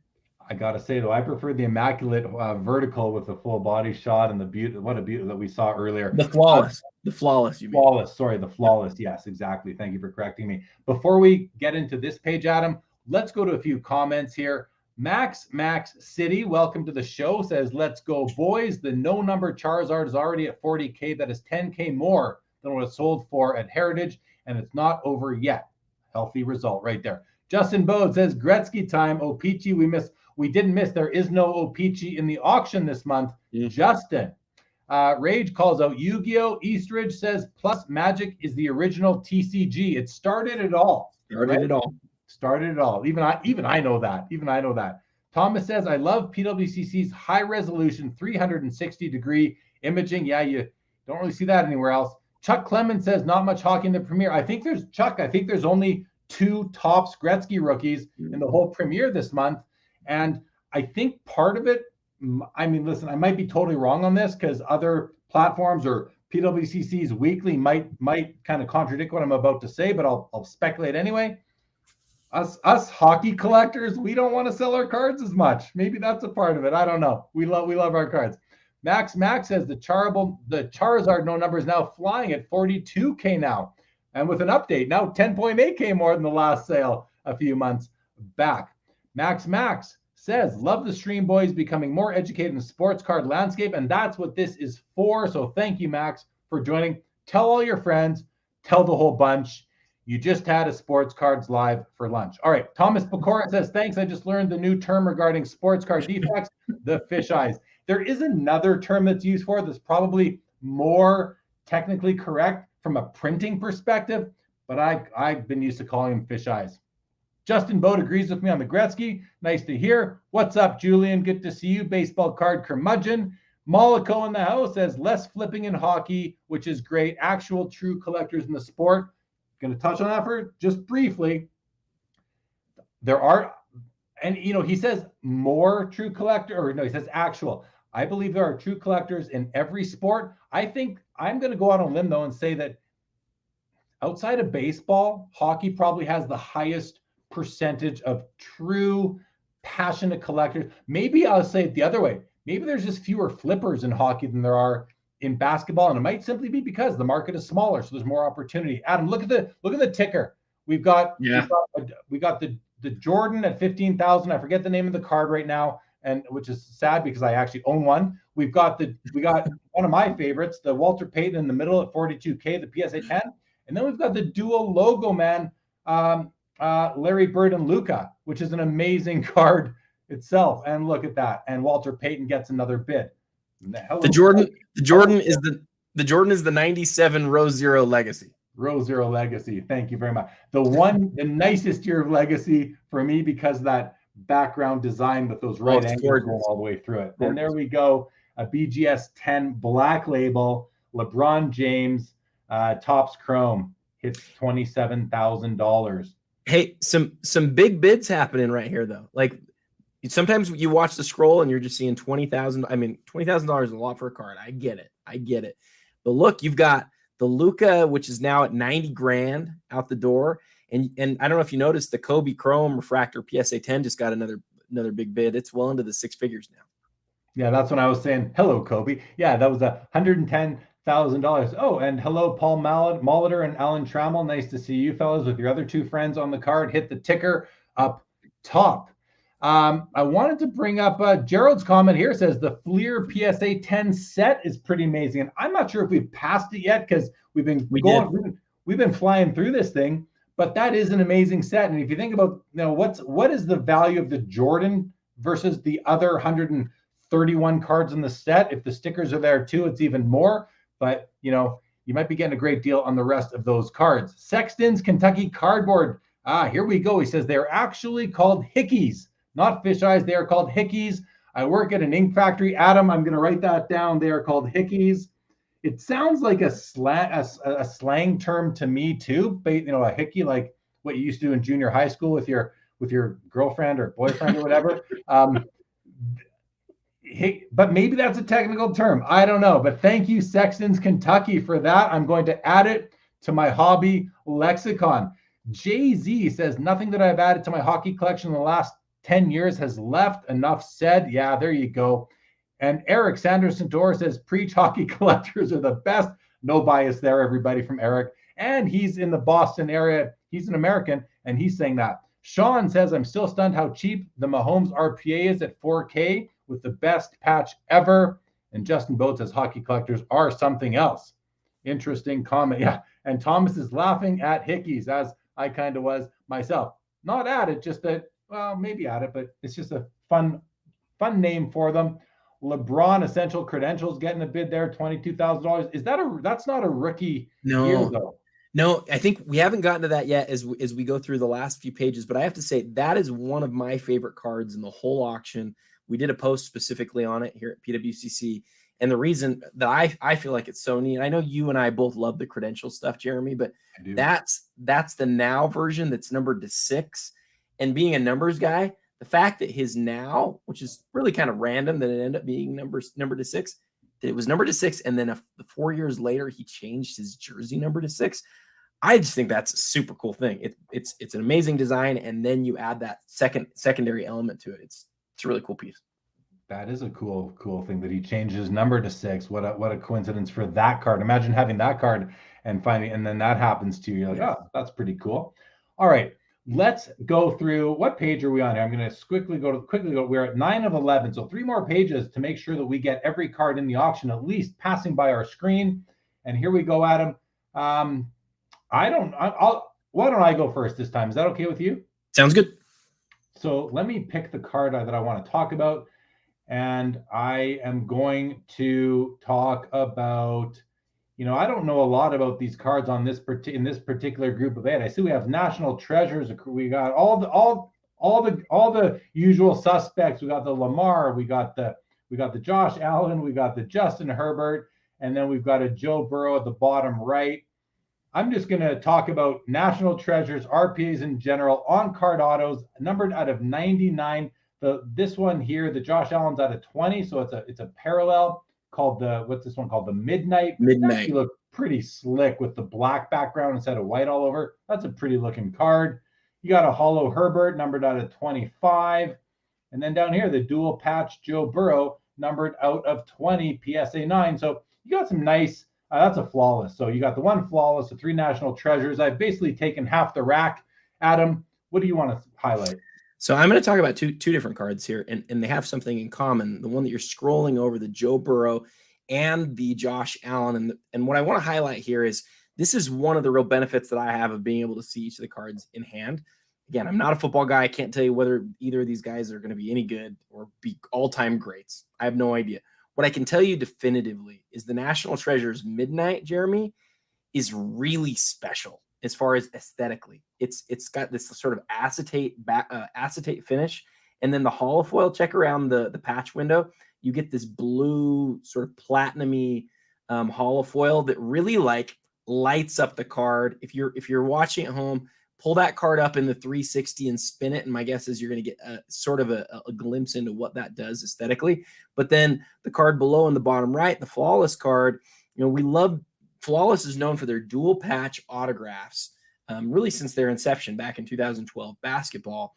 And you get some of these rookie cards like this where now in football from this particular year, the white area that blue autograph sits in with the holofoil, the etched holofoil that's around, again, the patch window, the autograph sort of just like almost rises above the card. It really stands out on its own. I'm hopeful. And I'm worried about this. I'm hopeful that as time goes by, that these blue autographs stay as blue as they are, because it is aesthetically a gorgeous card. I think they will stay as blue as they are if people store them properly. And it might not be their favorite way to store a card because of the maybe lack of ability to display it. But you can, take it out, enjoy it, show your friends, show your family when they come over, scan it, share it on your social media platforms if you like to do that. But you have to preserve these cards, especially considering the money that we spend on them. But I want to just say this Josh Allen it's so nice. Like, it is so nice to my eye. The Gem 10 grade from PSA. What a beautiful card. All right, let's go to the next group of 8. And this one, okay, there's we go. There's your Sports Kings, Babe Ruth. So I'm going to load that in the background. And while I load that, I'll speak to that one. Adam, do you want to pick a card from this group? Yeah, man, I'd like to talk about, there's a few of them I'd really like to talk about. The Justin Herbert's really cool. It's the way aesthetically that's another football card that's just amazing. But I want to talk about the Kobe. I think we lost sight sometimes of how important it's bottom second from the right, or second from the left. We lose sight sometimes of why of the aspects of a card that can be most important. Typically, guys' first cards really matter. This card, let's talk about the positives. Right? One of his very first cards. It's literally made in 1996. It has Kobe's earliest form of an autograph on it. Let's talk about the thing that a lot of people think of as a real negative. It's not NBA licensed. Right? It's made by the scoreboard company. I think I get why people want everything to be NBA or licensed by the league. I get it. Like, it's pretty rare. It's sort of like an under sort of appreciated area of the hobby. I feel like if this had a little NBA sticker in the side of it and said, hey, this is licensed by the NBA and it was made by Fleer, it was made by Upper Deck or whatever, this card would be worth so much. But because it doesn't, it's worth a lot less. And I think it provides an opportunity to somebody who's looking for a big time Kobe card at a lot lower price. So I love that card. Yeah, I mean, listen, I'm no expert in this, but the price seems reasonable for what you're getting. I think some of the reasons why it, in addition to the licensing issue or the non-Fleer, it's got one of these sort of irregular BGS labels on it that you don't see all that often. When I was looking for the card that you were talking about, I'm like, well, that looks like MJ to me with the tongue wagging out there. And I didn't recognize Kobe's autograph either, the way it's signed. So that's why I was like, is that the card he's talking about? I just wasn't sure. Okay, I'm going to just quickly go here. We're going to take a look at the Sport Kings Babe Ruth from 1933, same year the Gaudis were made. And I know it's the back that we've been asked to look at. Vintage Card Collector here says, look at the back of the Sport Kings Ruth on the top. Thank you for that. But before we look at the back, we will look at the front. And this is a PSA 6. I am looking at the top left corner. It's the, from this, looks like we're looking at maybe the top half of the card. Card looks perfect to me. Okay, slight centering issue, but this top left corner has some slight rounding. Nothing that I would, hold against it. The card's from 1933. As we come down, you've got your typical centering from the era. Like these edges and corners are just beautiful for a card from this time period. Sport Kings has a whole, almost like a cult following itself. But let's go to the back of the card and see what we're talking about at the top. I think I see what you're talking about, Vintage Card Collector. So let's zoom in. We'll start at the bottom. And one thing that you can notice on these cards from back then with the thinner stock is that sometimes the ink on the front bled through to the back. You notice that with 1960 Topps hockey cards. You notice it with cards from the 30s. That's what all this shadowing is here. This isn't dust. This is the ink soaking through to the back of the card because they laid on a good amount of ink. That, for my collection, guys, does not bother me one bit. I do not care. That to me is a non-issue. Just me though. Some people might prefer that they put less ink on the front. I think more ink on the front is better. You get a more vibrant card. So that's what I'm seeing at the bottom as we come up. And you'll also notice it's black ink. If we go back to the front, we're seeing all that over here, right? You're seeing the name bar and these little figures of the athletes on the bottom. Go back to the back again, zoom in even further. And you can see, look here, that's the player from the front, these little silhouettes of the athletes. There's the three of them there, and there's the one that we saw on the front on the other end, and of course the name bar. So that's what that is. It doesn't bother me as a collector, as the owner of sports cards, it doesn't bother me. And then across the top, what are we seeing? Well, we're seeing his hair, and we're seeing the outline of the Sport Kings gum banner. That is what is coming through. That's what this line is here across the top. And I don't know if that's what you were talking about, Vintage Card Collector. Please let me know as soon as you can so we can address if you were not talking about that. Because if we look at the top, I don't see anything that offends me at all. Very natural corners, top left and right. I mean, I love them. I don't want my cards from the 1930s to have razor sharp corners.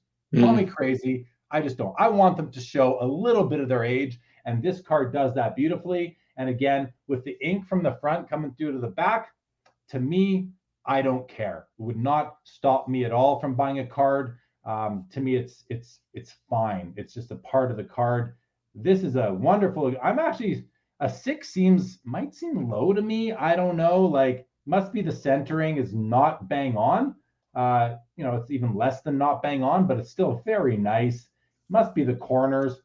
Maybe PSA penalizes a little bit for the black ink kind of going through to the back of the card, showing on the back, but I don't know how bad that is. To me, it's not bad at all. To me, it's zero bad. Like, that's how bad I think it is. So let's see if Vintage has Vintage. Have you clarified? You say yes, that is normal for the ink to bleed through that. Is it normal for the ink to bleed through that badly?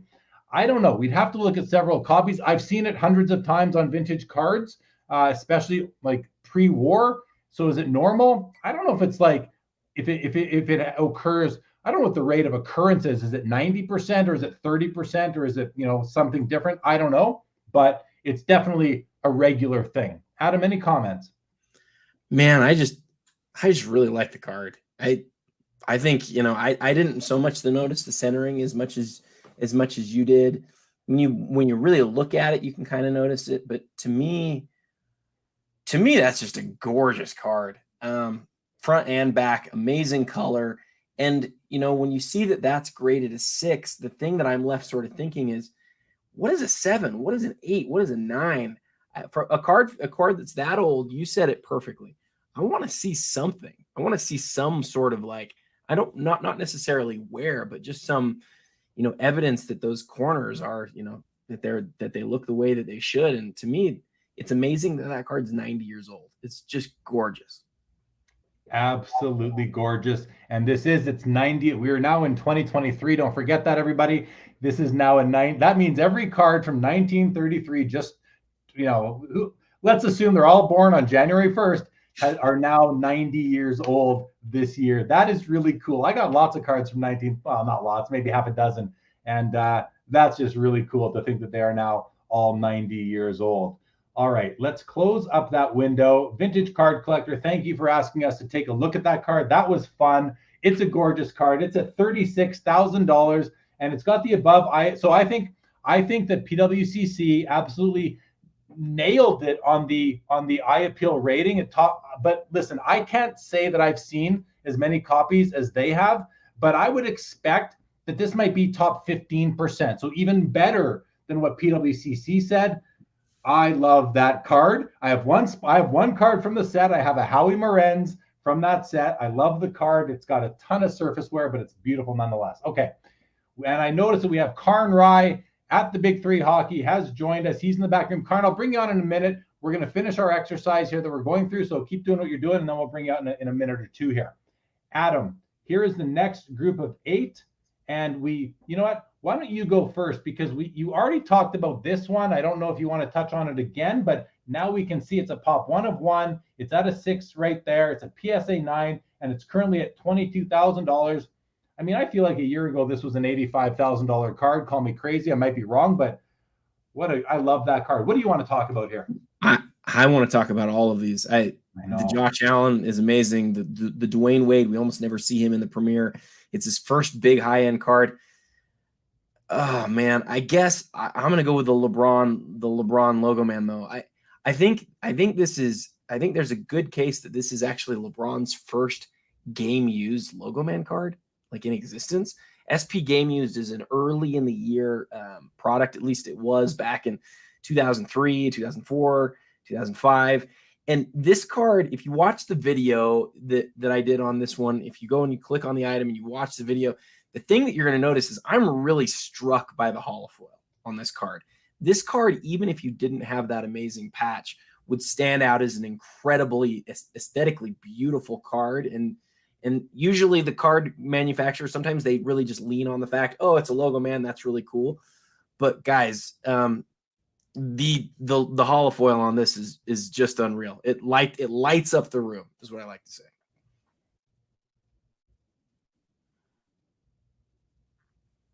So this is the card. I just wanted to zoom in on it because I'm looking at it. I'm going to be honest. I don't love the look of this card, just the design, the color combination. But what I do love about this card is how young LeBron looks. Yeah. Like he looks like his own kid here. He doesn't look, and I don't mean his actual kid, Bronny. I mean, he looks like as if he was his own kid in this picture. I guess that's what happens when you compare two pictures of the same human being, 20 years apart. So it's awesome. Hey, real quick though, just in my defense, click out of here, go watch the first 10 seconds of the video. Yeah, so just top left, just let it maybe disabled videos. I've disabled videos so that we'd have a better feed. Okay. But everyone can do that at home. Everybody go watch that and prove Jeremy wrong. The way that the light hits that holofoil is really cool. So just trust me on that. Well, what about this? Why don't we take a look at the 360 versus the video where we'll get to see. Let's prove me wrong on that. I'm willing to be proven wrong, Adam. And it's not that I don't like the holofoil is beautiful. I'm going to give you that kind of squared off oval against the lines going the other way on the right and the left. The holofoil is beautiful. I think what I don't love about it is this color in the background, whatever that color is, mustard or something like that, or I don't love that Yeah, color. I get that. That's all I'm talking about. Let me bring this back into view. Yeah, it's just this color here that I don't love. Everything else about the card, I like a lot. So yeah, and then to really like end on where we started, if I'm right about this, I believe that it's not his first Logo Man card, because he has a couple from Ultimate Collection in his rookie year that are actually autographed. But I think this is his first game used Logo Man card. If I'm wrong about that, somebody let me know in the chat. I think it's his very first one. All right. Well, good stuff. I'm going to just point to 2 Peyton Manning cards on the bottom here. We've got his Platinum Medallion from 1998. I believe that's his rookie year, numbered out of 66. It's a PSA 10, numbered out of 66. Did I say that already? If I didn't, I'm glad I said it twice, because Platinum Medallions are usually out of 100 in baseball and basketball, I believe. So that's a very rare card. And it's a PSA 10. I mean, this might be among his best rookie year cards possible. And then here you've got the Super Rave. This is out of 25, also rookie year, PSA 9. These I think they may not be for everybody. These have grown on me, though. I got to tell you, Super Raves have grown on me, Adam. But what a nice pair of Peyton Manning. If you're a Peyton Manning collector and you want all of his best cards, you have to snap up these 2. You are almost obligated to. And if you're in extended bidding and you got bids on these cards and you're second guessing at 20,000 total, stop second guessing. I would be snapping these up, but again, you have to be eligible to bid at this point in time. And that, Adam, anything on the Peytons before we wrap up page 9? I'd love to talk to him, but I'm thinking about Karn at this point. Yeah, he's there. But Karn can always keep busy. He's probably bidding on some cards. Karn, we're going to bring you out in just one moment. I'm going to flip. We're going to go to page 10 here. Jeremy, I really thought there was a chance you would be bidding on that LeBron credentials tonight. I thought that was like a Jeremy type card. It is a Jeremy type card, Adam, but I'll tell you what, I've got my eye on a different card in a different marketplace on PWCC that I'm eyeing. So I got to save my shekels. I won't say anything. Got to save the shekels for maybe something else. Yep. All right. Before we bring on Karn, we're just going to get through the comments here. We'll sit on the top here and look at that. Paul Molitor and Alan Trammell have caught the eye of a couple people out there. Very nice. Mbappe gold prisms up to $70,000. Thomas Pecora made the comment, I've often wished CGC would assign grades for the edges and centering on comic books. Yep. Interesting comment. I'm not a comic book guy, but I can understand that for sure. Justin Bose loves that Babe Ruth card. Sexton's Kentucky says, for your information, ink nerd speak, but black ink contains more heavy oils as vehicle and can lead to overabsorption. See why Sexton needs to be watching this show and commenting, because we are learning things. I know that I've seen it, but now we understand why. Heavy oils. Thank you, Sextons. T-Dot says, do you guys think the pendulum will swing with less emphasis on centering relative to overall condition? No, I don't think so. I think centering is that important, but I think that the hobby overlooks focus and registration, and that should be at the same level as centering. No, I won't say should. I won't project that on you guys, but I will say, to me, registration is as important as centering, if not more important. That's just me. Jordan Riker wants to know, what time do the auctions usually end? About 3.5 hours into our show, we're halfway there. T-Dot says, just bought a 1980 Gretzky O-Pee-Chee 9 OC qualified. It is immaculate. Otherwise, no problem with it. Congrats. And I think sometimes buy a card that's off center. Vintage says the Ruth Sport Kings has a total pop less than 600. Yeah. Well, actually 600 seems a little bit high for me. Total pop for a card from 1933, but I'd have to compare it to really know. Triple V, welcome to the show, says ink bleed is both normal and common for the Gaudy sets and the Sport King set. Very good. Pecora says the Reds really pop on that LeBron card, though. Yes, they do. Yes, they do. And Mollico says it is from his rookie year, right? I'm not sure if he's talking about the LeBron Logo Man or the LeBron Logo Man, right? Yeah, he's talking about the LeBron logo, man. That's not a rookie year card. It's a second year card, but it's the first like high end set from second year. And so I believe the jersey itself has got to be from his rookie season. And so that's pretty cool. You know, that piece of uniform came off of a rookie year jersey of LeBron's. That's really a neat fact about that card. That's what he means. I'm sorry. The patch itself is from the rookie year. The logo, man, that takes it to another level, in my opinion. Justin says Jeremy's on that weekly. LOL. Nikita, who leaves a lot of great comments on this channel, says registration is my number one. Agreed, Jeremy. We're on the same page, Nikita. And Alex says, wasn't that LeBron logo man pulled by a kid for Christmas in 04? He was offered $1,300 and turned it down and instead stashed it for nearly 20 years. Yes. Smart kid. Very good. We were on to you, Jay Mollico. Thank you. And Vintage Card Collector says the other four, Babe Ruth, Gaudy, PSA populations are 1,100 to 1,400. Sports Kings is twice as rare. Thank you for that information. And with that, we're at the bottom of the comments. Hold them off for a second. Let's bring on our friend and regular special guest now of the show, Karn Rai at the Big Three Hockey on Instagram, who is on mute. Karn, welcome to the show. Thank you for being so patient in the back room. How are you today, buddy? Good. I even trimmed my beard for you guys today. Needed to look good for the two gentlemen here. So yeah, I'm doing well. Well, thanks for coming on. So I love it. The other day we were on a show or something, and you were wearing your Sports Cards Live hat. Look at him. He puts on his PWCC hat for the PWCC show. Karn, you know how to dress. I want to ask you right off the bat, do you have any action going on tonight in the auction? I do. A lot of text going back and forth right now. And yeah, there's a lot of cards in this auction that I'm really keying in on. And I'll share one of the big ones is the Mbappe Gold Prism rookie. I love that card. It's when I started chasing soccer in like 2019, it was one of those cards that was a complete ghost. So it's nice to see it up in auction again. And yeah, I'm looking into that one. Hey, Karn, what's the record that card is sold for? I know that soccer has seen a real dip. It seems like I remember seeing that one sell for quite a lot at one point. Am I right? Yeah, I think someone just bid on it. So I believe I might have increased the bid by 10,000 by sharing that. But the highest price for that card, I believe, was a PSA 10, which did around 320, something like that, if I remember correctly. That sounds right to me. So since you've come on the screen, we saw the last bid is 75. It's now up to $80,000 on there.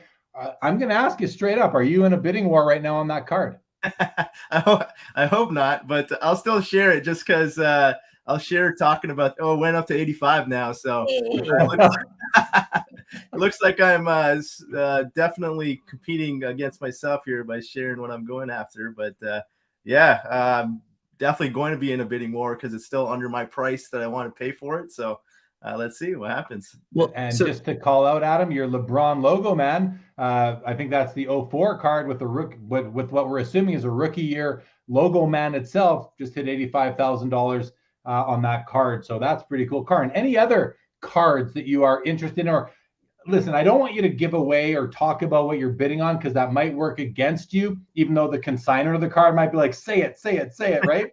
but you know, that would go against your goal, which is to buy the card as well as you can. That said, is there anything else in the auction that you are like interested in or can you just talk about maybe your strategy on bidding in the Premier auction and how many cards are you looking at tonight? What sports are you focusing in on? Give us as much information as you can about how your night's going and what you're doing without giving us the specific cards, please. Yeah, and honestly, I even told myself, like going in on the show, if I'm going to do the show, I'll talk about some of the cards I'm willing to bid on just because it's a little exciting. It's fun to see who's going to bid on the cards I'm interested in, but I'll keep a few in my pocket as well. But yeah, as of right now, I'm bidding on, it seems like 10 different cards is what I've put my initial bids in on. And usually, like I've mentioned before on the past shows, I usually do that the first day the auction comes out. don't think about it for, a couple of weeks. And then the day of, I'm just in a whirlwind of just like thoughts of what I'm going to do that night.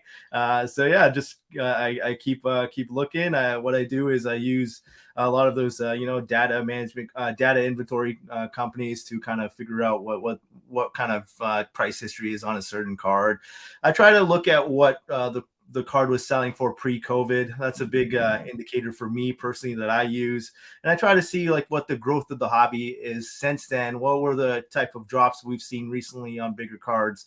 Like Steph Curry Gold Refractor, for example. Right now it's doing just as well as the last auction did. So that card is holding pretty strong. And that's showing me that maybe, there's a floor that we might be hitting right now. So it gives me a little bit more confidence on using the last comp to bid today when I start seeing cards kind of sell for the same price range on a week to week or monthly basis. Because in a 3 to 4 month span, it was every auction cards are going down in value. So then you want to start catching where the bottom is going to be. But now that we're seeing that stability, you get a little bit more confident in bidding going forward. And in terms of genres, I got soccer here. I got a lot of basketball. I think basketball is one of those genres that has kind of overcorrected maybe. So it's a fun one to kind of look into. Awesome. Okay, so Adam, think of some questions for Karn based on everything he just said, because I want to dig deeper into his brain. I think it's fascinating. While you do that, Doug Morris says he's got a great card. Great hat. Sorry, T-Dot says, just bid on my first tag graded card on eBay in my other window. You guys are nice background music. Thank you, T-Dot. Thomas Pecora says, I use a very similar bidding approach to what you're doing, Karn. And then I like this from Alex says, the what is Karn buying segment of the show. Very nice. And Thomas says, always wise to buy the dip if able. So Adam, while you're thinking, I want to ask you, Karn, you mentioned just now that you look back to pre-pandemic levels.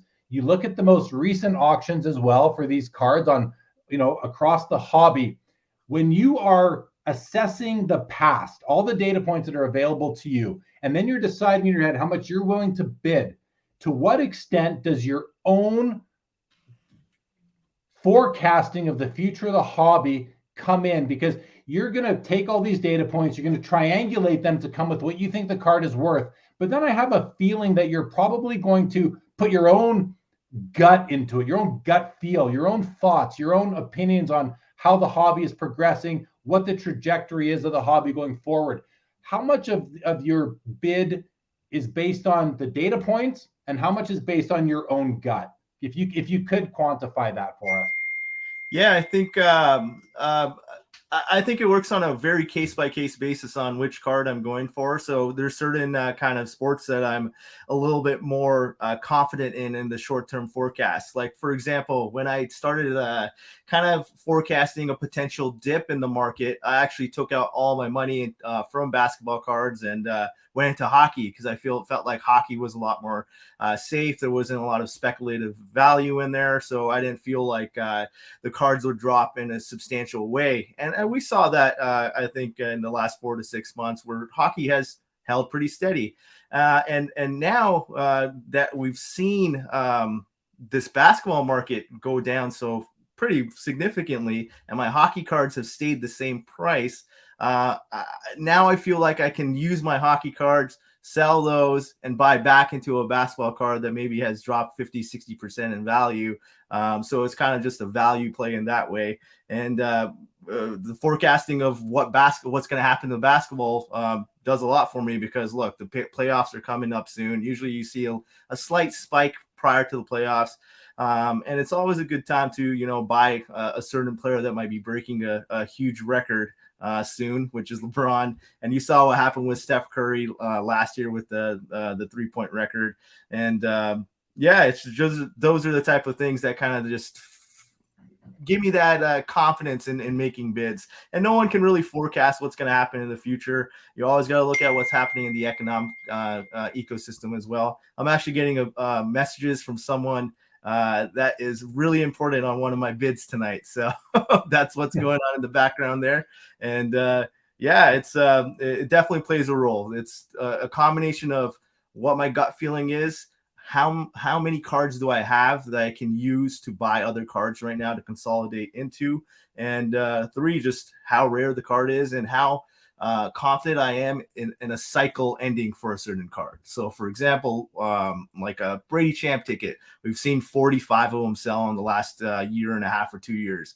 How do I, assess if that cycle is going to dry up and you're going to start hitting an inflection point, or is there going to be more coming into the market? Maybe you're going to catch the bottom there if 50, 60 have already sold and they've all sold at, prices that now make sense to pre-COVID prices. So a lot of analysis goes into it and a lot of Excel spread cheating for sure. Wow. So you definitely prepare. You mentioned LeBron James. It's funny because I was going to ask you about LeBron James before you mentioned it. And my question there is, what are your, and I don't want you to repeat what you just said again, but I still feel like there's more there. LeBron is definitely GOAT status. The debate is always who's the GOAT, Jordan or LeBron. I don't care. They're both GOATs. They're both amazing players. They're both going down as history as greatest of all times. And we do use that term lightly because how could there be more than one? But there can be in the hobby. So, what do you think? Like his values kind of went down quite significantly over the past year or so. Do you think that was an overreaction by the hobby? Was it the result of a flooding of product hitting the marketplace over the course of those months? Did they get to be too cheap at some point? And are they still too cheap? Like, yes, the fact that he's going to break that record I don't think it's going to change much between now and then, because everyone knows it's going to happen. Something he would literally have to be wiped off the face of the earth for that not to happen at this point. So we know it's going to happen. What do you think? Like, why were his cards so cheap considering what his legacy is going to be? Was that a bit of a short-sightedness by the hobby, or not enough of what have you done for me lately? Because he hasn't been winning on the Lakers this year. Is the hobby being too short-sighted when it comes to LeBron? Yeah, I think the first note I'll make is, well, when Steph Curry was coming into his 3-point record, it was also, 100% guaranteed to happen. And no one really bought into Steph Curry prior to the record break happening. However, when it did occur, we saw a 2, 3, 4 week period where Steph Curry was all over the news, all over the media, and you started seeing a lot of price jumps on his cards. So it's still possible that it's not baked in. However, I do agree with you with LeBron James. It's a very different story. He's a little bit of a controversial character in the sports world. And number 2, as Adam would know, doing his magazine, he has a lot of cards and his market cap is really high, and especially with his rookie cards. So when you do see some loss of confidence in LeBron James as a market as a whole, you start seeing a lot of his cards hitting the market, and a lot of his rare cards may hit the market. And when that happens, all the guys that like LeBron James, which is a lot of guys, they buy their certain cards, and then everyone else that doesn't like LeBron James, who bought it for their speculative nature, sell all the LeBron James cards. So then you're seeing a dump of a player that has a lot of rookie cards across the whole space that were selling for significant amount of money during that 2-3 year peak of I always talk about COVID, but I do believe it's very important, the COVID market. But you saw so many high prices with LeBron James cards during that COVID phase. So, that's kind of the reason I believe LeBron James kind of overcorrected. It was just a massive dump of his rookie cards. And, just the nature of who he is. He's just a tweet away from someone getting angry and saying, I'm going to sell my LeBron James out of 25, right? So you're just going to see a lot of them on the market. But on the flip side, something like Exquisite, for example, it's just such an iconic brand for the whole sports card history of what's, what are today's sports cards all about, the RPA. And the LeBron James RPA is just such an iconic card in modern history. And whether you like LeBron or not, it's just going to be on the Mount Rushmore of cards. So Do you have the sense of LeBron overcorrecting in certain rookie cards? I definitely do, but I could definitely be wrong for sure too. I bought a LeBron Ultimate 2 months ago on this show. I think the last one sold for like $16,000 less. So I'm not doing too well in the short term there, but I'm confident and I love LeBron James, so I'm pretty good with buying him up.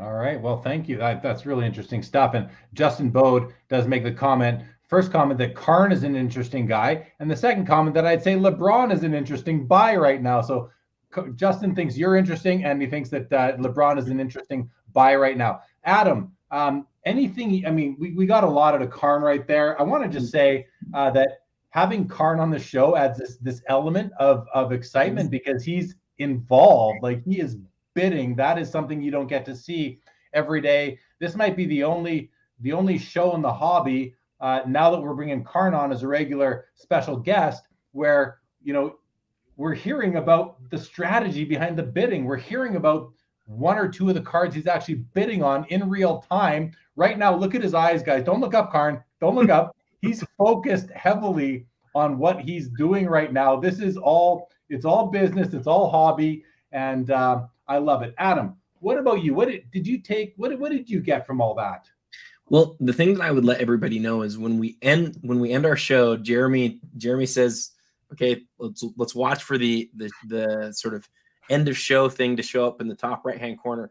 And then the three of us sit and we talk afterwards about things that we noticed, and we just talk really freely. And I've come to really like that over the course of the last few months, is we just get to just chat with Karn, his perspective on last time we talked about sort of like cash flow.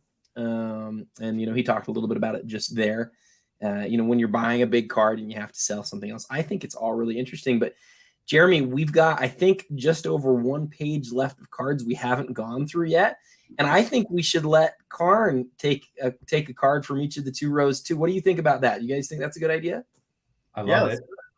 Let's do it. Okay. And Karn, feel free to, like, when you got to, deal with your texts and deal with your bidding. I don't want to get in the way with your bidding on the items. So let's do that. But Adam, can I just run through comments so we can get caught up on those quickly?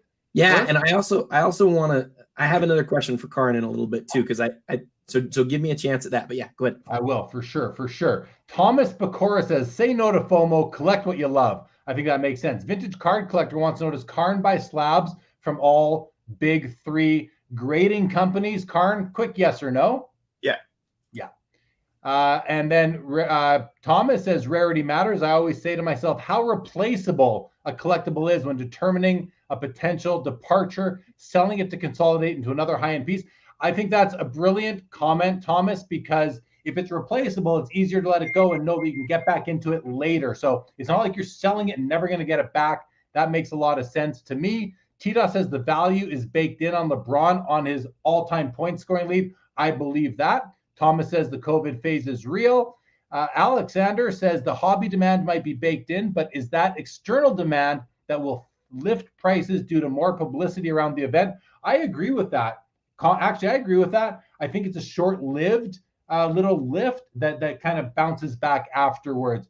Howdy to you, Joe Sakic 19. T-Dot says a dropping tide drops all boats, especially with bronze pop. I think there's some truth to that. The Jordan rookie prices in 2020 artificially inflated the basketball market as a result of the contagion. T-Dot says basketball is corrected properly. And Kenny from Pastimes is with us. Greetings to you, Ken. Good to see you. Okay, Adam, do you want to ask Karn that question, or do you want to go to the last page or 2 we have? Let's see, what page was this? This was page, we have 2 more pages to get through. What do you want to do first, Adam? I'll leave it up to you. I'll see if the question comes back into my mind. I've lost it for now. It was probably something about the Mbappe, but just to point out to everybody, we just went into the 1 minute increment stage, which to me, it kind of always feels like until we get to the 1 minute increment stage, we're going to just probably keep seeing bids.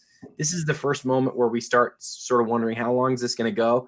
And we typically see a flurry of bids right in this at this moment. And that's what we're seeing right now. Yeah. So we're gonna start scrolling down, but the LeBron Essential Credentials has been up there a few times in the last few minutes that I've seen it up there. So that's getting bids. But okay, let's go through page number 9 now. So Karn, what we're doing is we're looking at the auction in 8 lot segments, and we're each picking one card just to highlight, just to say something about, to give you an idea of what we're doing. Adam, why don't you go first on this 8? What card would you like to shine a light on?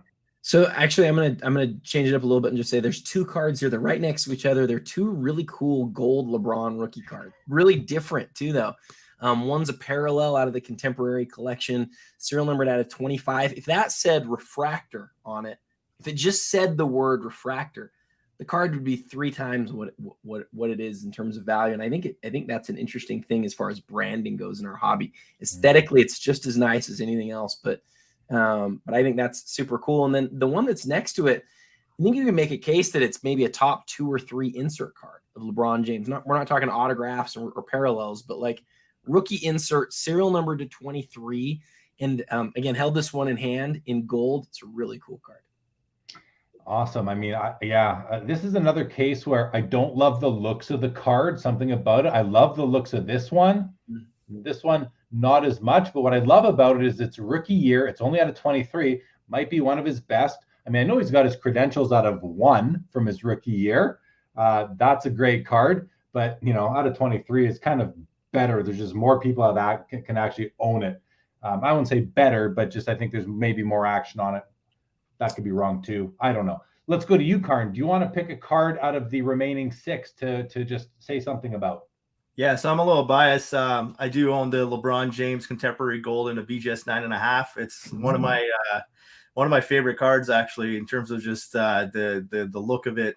In real life, it's like the shiniest card you'll ever see, and I believe it's his tied with I believe his finest as being the rarest gold rookie of LeBron. So it's a pretty like under the radar card, and it didn't sell for quite some time, but you've seen, I think, a couple in the last year. And it's one of my favorite cards out there, actually. And I'm biased, but I also bought it with my money, believing what my truth is there. So I'm not pumping it, but I bought it because I love it so much.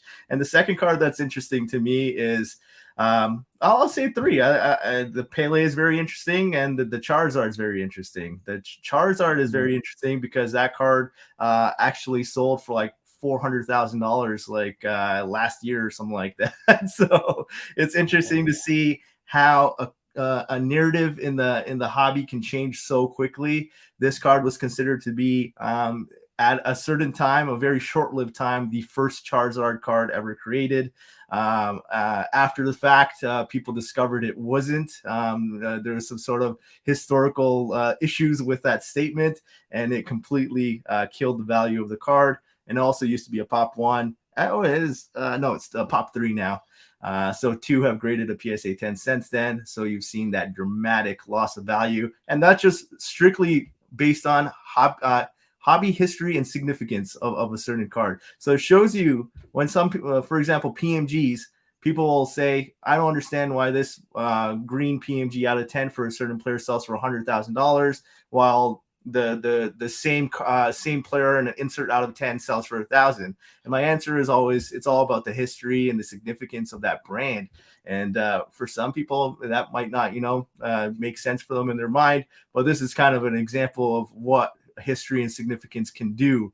And in this case, it's a $400,000 loss. But it's interesting. And the Pele is, look, we had Pele's considered the greatest. I'll say soccer player. I know some people get mad when you say soccer instead of football player, but he's considered the greatest soccer player of all time. And that card is just a super rare card that doesn't have many copies, graded or ungraded. And with his recent passing as well, it's going to be cherished by collectors a lot more. And Pele cards have always been very interesting to me, and I think that card is one of those cards that has become iconic in the whole hobby, despite it only really gaining true significance very recently. Yeah, great information on the Charizard and calling out the Pele. I don't know how to say the name of this set for sure, but I pronounce it Alifa Bolage. Do you know is it Alifa Bolaget? Like, how do you say it? I say exactly. I'm not gonna even try because I mess it up sometimes. I'll give it a Adam, shot. what about you? Boulanger. That's usually what I call it, but sometimes I go with the Alifa Boulaget too. Yeah. I don't know, Adam. What's the right one? When we were doing the Iconic 100, I pulled like a sample of 10 people, and they all said it exactly like you did, Jeremy. So let's go with that. Alifa Boulanger. Okay, great, great. So, I feel like I don't need to call out a card on this 8, but I'm going to anyway. And this is going to be in honor of my friend Adam Gray, who is just below me on your screen. That is this right here, the 97 Upper Deck game jersey, Michael Jordan. So it's just the jersey. There's no auto on this one. It's a BGS 9.5. It's got these rounded corners at the top of it. And I know that, Adam, this is one of your all-time favorite cards. I believe you recently acquired a copy of this for your collection, and you had to give up some great cards to get it. So congratulations on adding it to your PC. This is a BGS 9.5, pop 1 of 4, no 10s. It's at $70,000, which is $84,000 after the buyer's premium.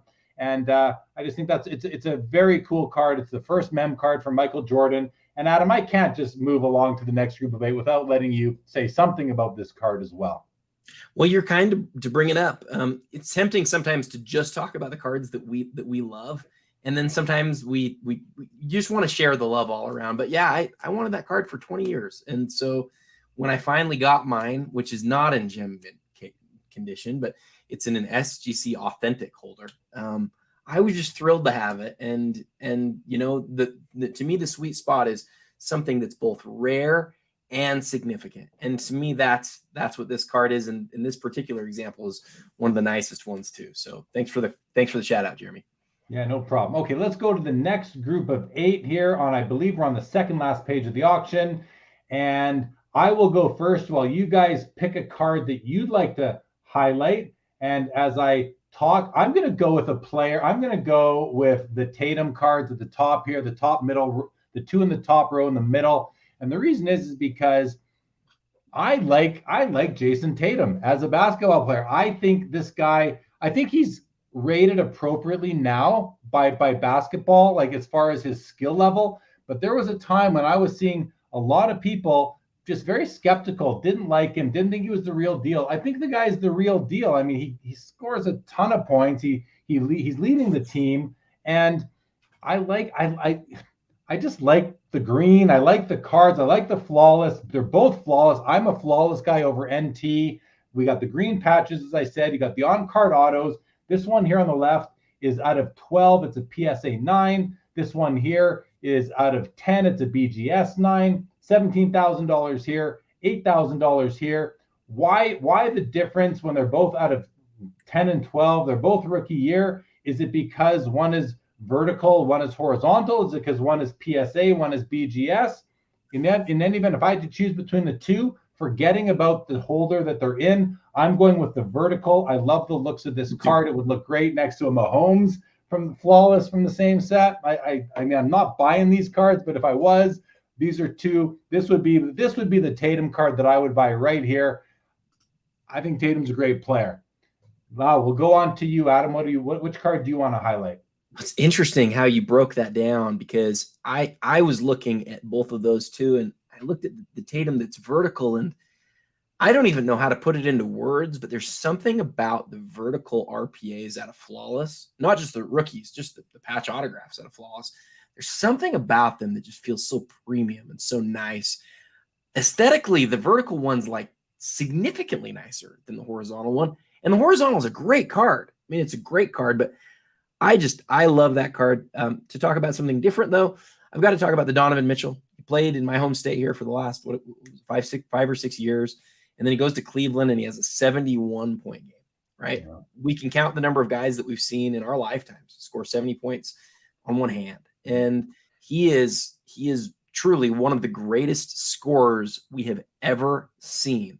The question is whether he can take his team to do something great to get the publicity that he'd need. And he's got a supporting cast there in Cleveland that's really interesting. This is his best known high-end rookie. It's numbered out of 99 and it's a 9.5. And so it's a really cool card.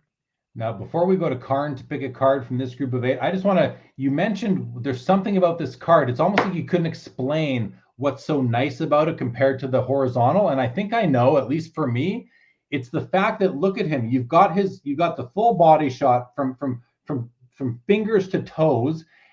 He's totally outstretched, taking a shot, and the body shot like fills in almost the whole distance of the card's vertical. I think that's what it is. It's the symmetry between the picture of Tatum, where the autograph falls, where the patch falls, the serial number, the word flawless, his name down below under the autograph. The card is designed exceptionally well, in my opinion. I think flawless designs put NT, National Treasures designs, I won't say put them to shame, because NT cards look pretty nice too, but I think flawless is just a prettier card overall for my taste, for my eye. I've said it 100 times on various shows that we've done. So, but thank you, Adam, for that. And thank you for highlighting the Donovan Mitchell. I think it's really cool just that from a timing perspective that he has that 71-point game.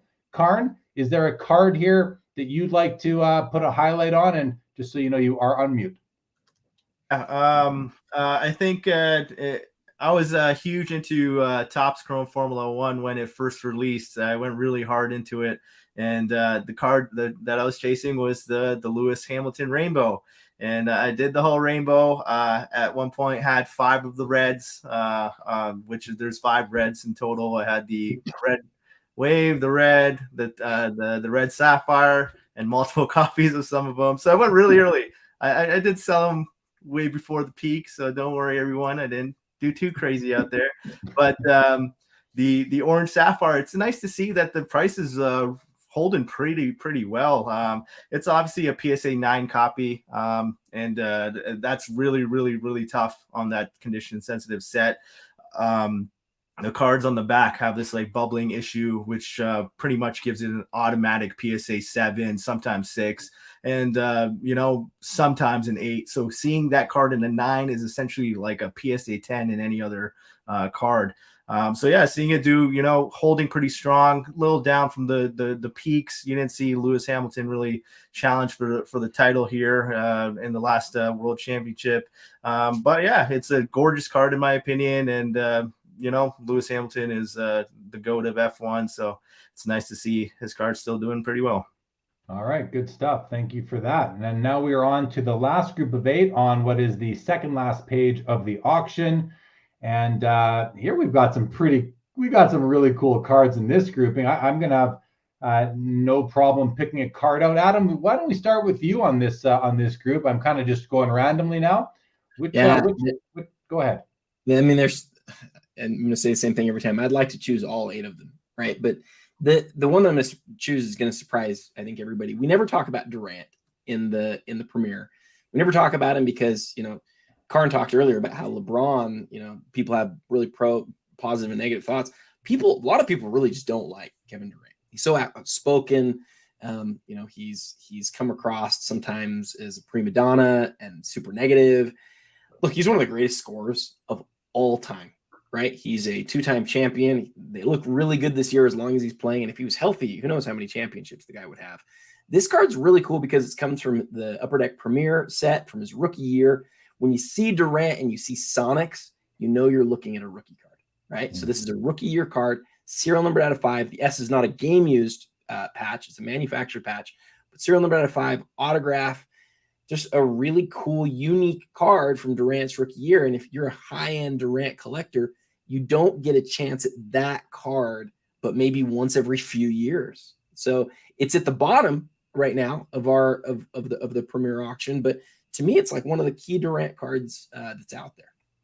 And it's got that nice Upper Deck logo on the top left too. It's back then, and even on by that, what I mean is most of the Upper Deck cards of back in the 2000s of all the, when they had the basketball license, you're not seeing a nice colorful Upper Deck logo like you see here. It's a weird detail I'm honing in on, but it sticks out to me. And I just love the looks of the Upper Deck logo. I love the logo. It's so nostalgic to me, even though it's not really a lot of people, it's not vintage, didn't come out until 1989, but it's just such a nice, and the color palette of the logo matches the Sonics colors too, to a degree. So, because that's the old logo, I believe, looks really nice together. So nice call out there. Karn, is a card in this grouping that you find interesting and would shine a light on? Yeah, I think the Patty Mahomes Contenders PSA 10 is interesting because you're starting to see, the NFL market kind of just find its place. It's always so funny. I think there's nothing like the NFL when it comes to cards, because when it's just like such a it's 1 week, right? One game can change everything. The narratives change so quickly. 1 week it's Justin Herbert, and other day it's Burrow, and now I see a lot of people talking about Patrick Mahomes. So let's see what he's going to do. And that's his key card. And it's one of his, nicest looking cards, in my opinion, as well, and in a PSA 10 condition. So I love that card. Yeah, it's really clean, very clean. How do you feel about the autograph being in black versus if it were in blue? Does a black autograph change the way, and I put this out to everybody who's in the chat right now too. How do you feel about a black autograph versus a blue? Do you prefer one or the other? Is it a non-issue? Karn, where do you stand? I'm definitely a blue guy. Like, blue just looks way better. But for some reason, just because this Contenders rookie ticket has like that kind of black and silver foiling on the left side, it fits a little bit better being black ink. But typically, I would definitely go blue all day. How about you, Adam? What are your thoughts? Oh, in general, 100% give me a blue autograph all the time. But I guess when I've looked at cards long enough, I know cards that are supposed to be in black. And once I know a card is supposed to be in black, I don't think about the aesthetics anymore. I just think that's what it's supposed to look like. And that's the case here. All right. So before I go to my card, I'm just going to, let's see what we got out here. Mollico says blue is nicer.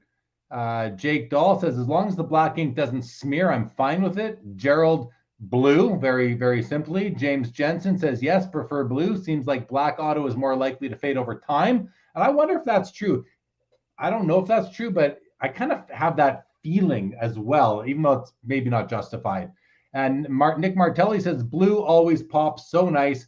I'm with the majority here. For me, I prefer a blue auto. But if an autograph is black and I feel like I need that card, it's not going to stop me from acquiring it as long as the card is still nice and bold. Okay, with that, I was tossing between two cards here.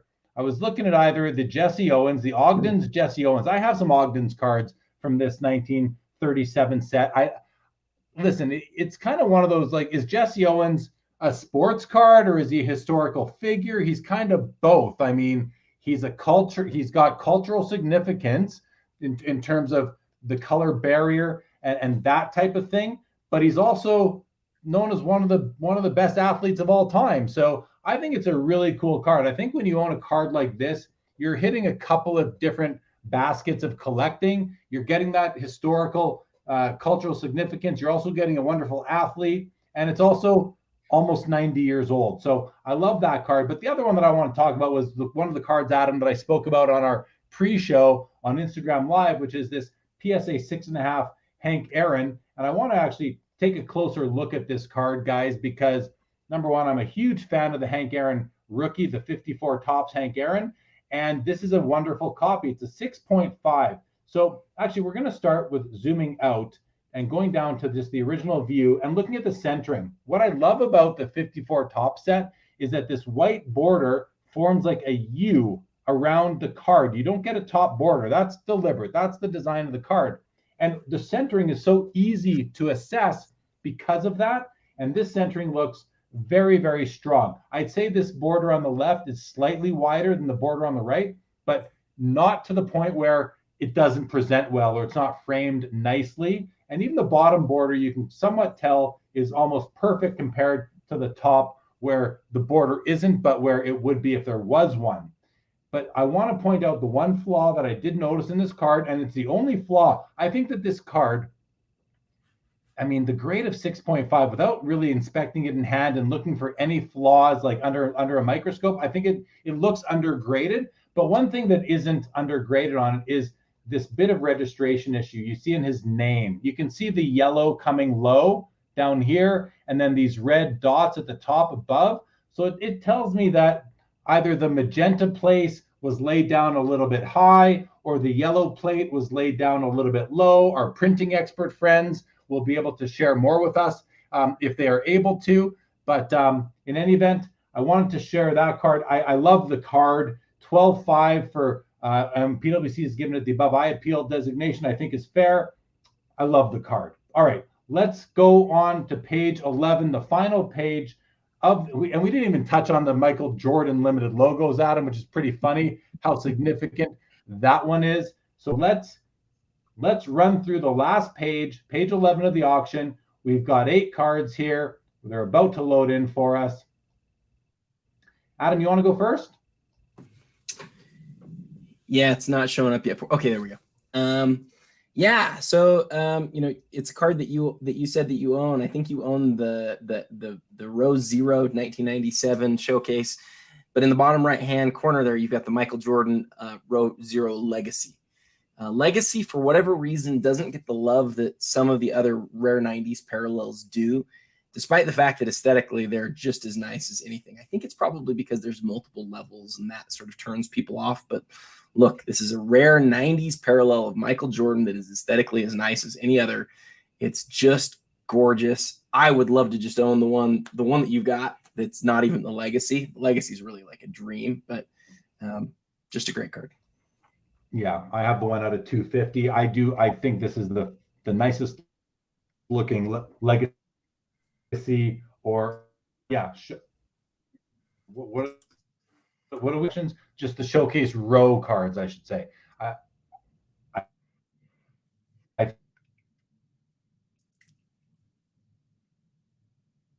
think this is the nicest. What a beautiful pair there. But I'm going to talk about this one right here. The 1933 Gaudy Babe Ruth PSA 4, number 53, the yellow background, the batting stance. This is one of my favorite cards in the hobby. I talked about it in the pre-show, and to me, it stands above, almost every other card in our whole hobby. Karn, anything here in this group of 8 that you'd like to shine a light on? I've always liked the Contenders Luka Doncic auto. I always felt like it was an underrated card just because it looks like a great card. It's a gold refractor, and it's an on-card auto. It's to me, it's always been a little underappreciated in comparison to, for example, his Prism gold auto, which is in some cases a 100K plus card, and this goes for substantially less, and to me, a better looking card. So yeah, that's one I definitely look into all the time. Yeah, that seems like a steal to me right now at 18.5 when it's numbered out of 10. Yeah, and it always does. That's the thing, right? Every time it comes up, it always looks like a steal, but it always ends around the same range. So it's pretty interesting. Well, I think that's a value opportunity. Is that an on-card auto or a sticker auto? On card. Oh my gosh. Yeah, that's that I think the hobby's got it backwards there. That card to me I feel is undervalued. All right. Next group of 8. Karn, why don't you go back to back here if you have time, if you're not too busy bidding? Yeah, I'll go ahead. And after this, I'm probably going to have to be a little busy. So I'll go last here. I'll say, just like looking at it right now, haven't reviewed these cards at all. I love the Gretzky, obviously, but we see it all the time. But that Messi down below there, the Eminence, is that the real auto or the fake auto? That's the thing that goes along in the Messi world right now. There's a certain, it's like the Luka Doncic autograph situation. Not sure if you know Jeremy and Adam, but with Messi, that same kind of circumstances occurring.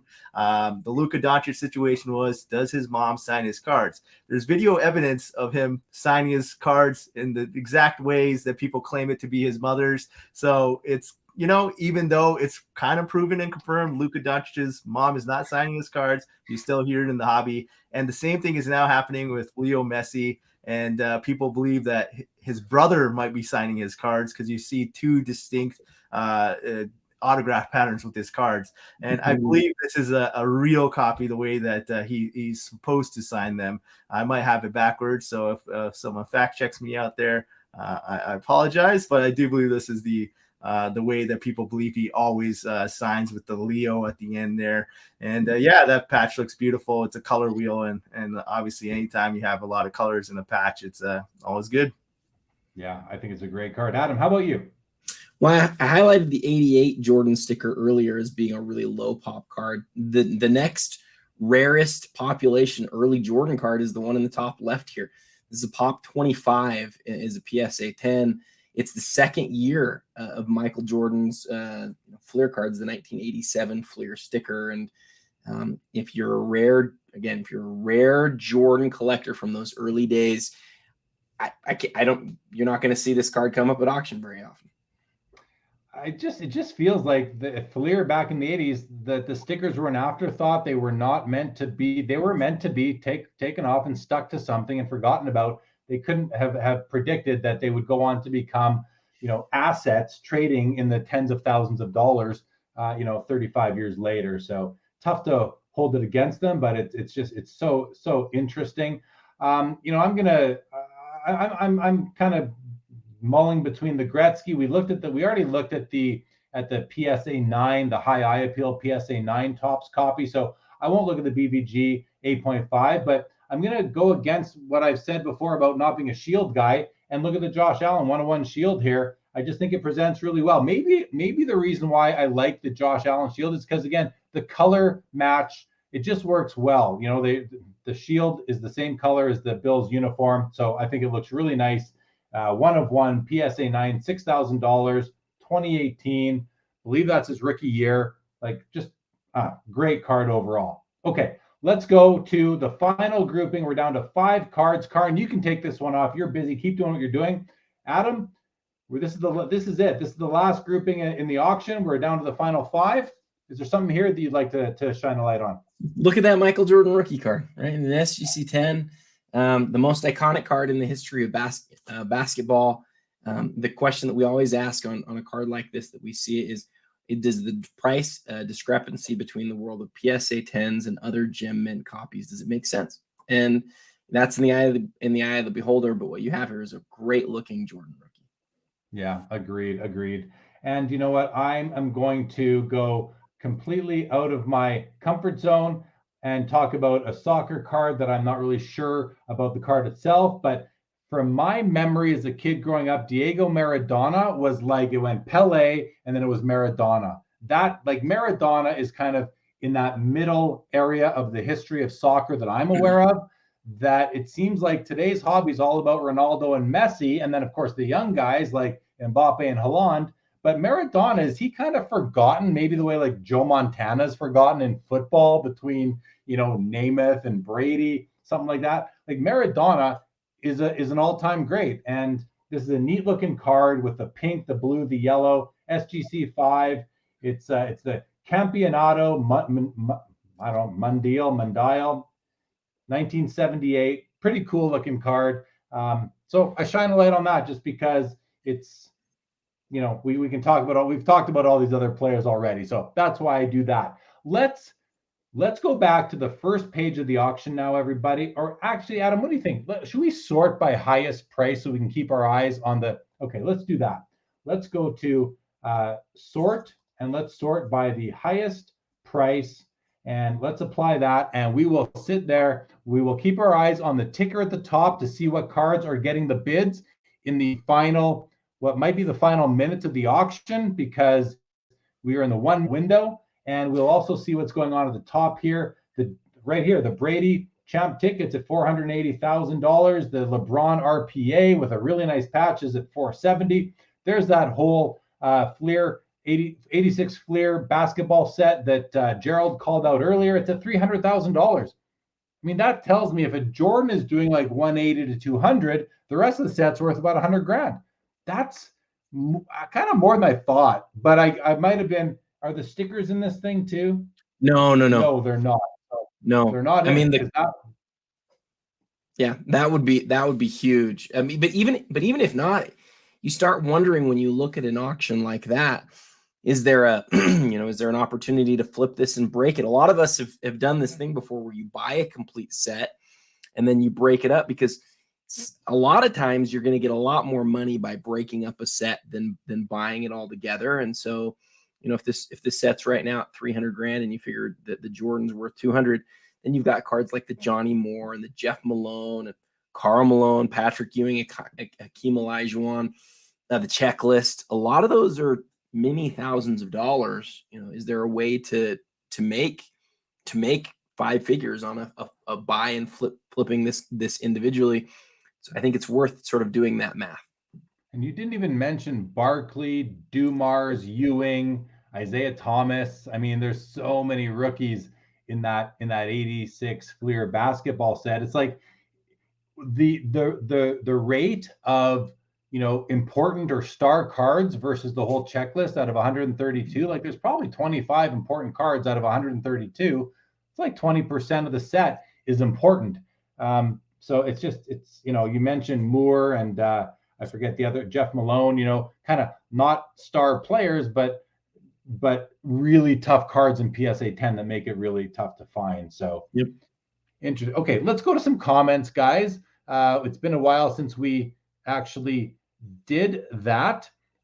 So first off, I'm going to go to this one here from Cards AH, and this is already about half an hour old, so I apologize for being behind, but we wanted to get through all of the auctions, the lots in the auction.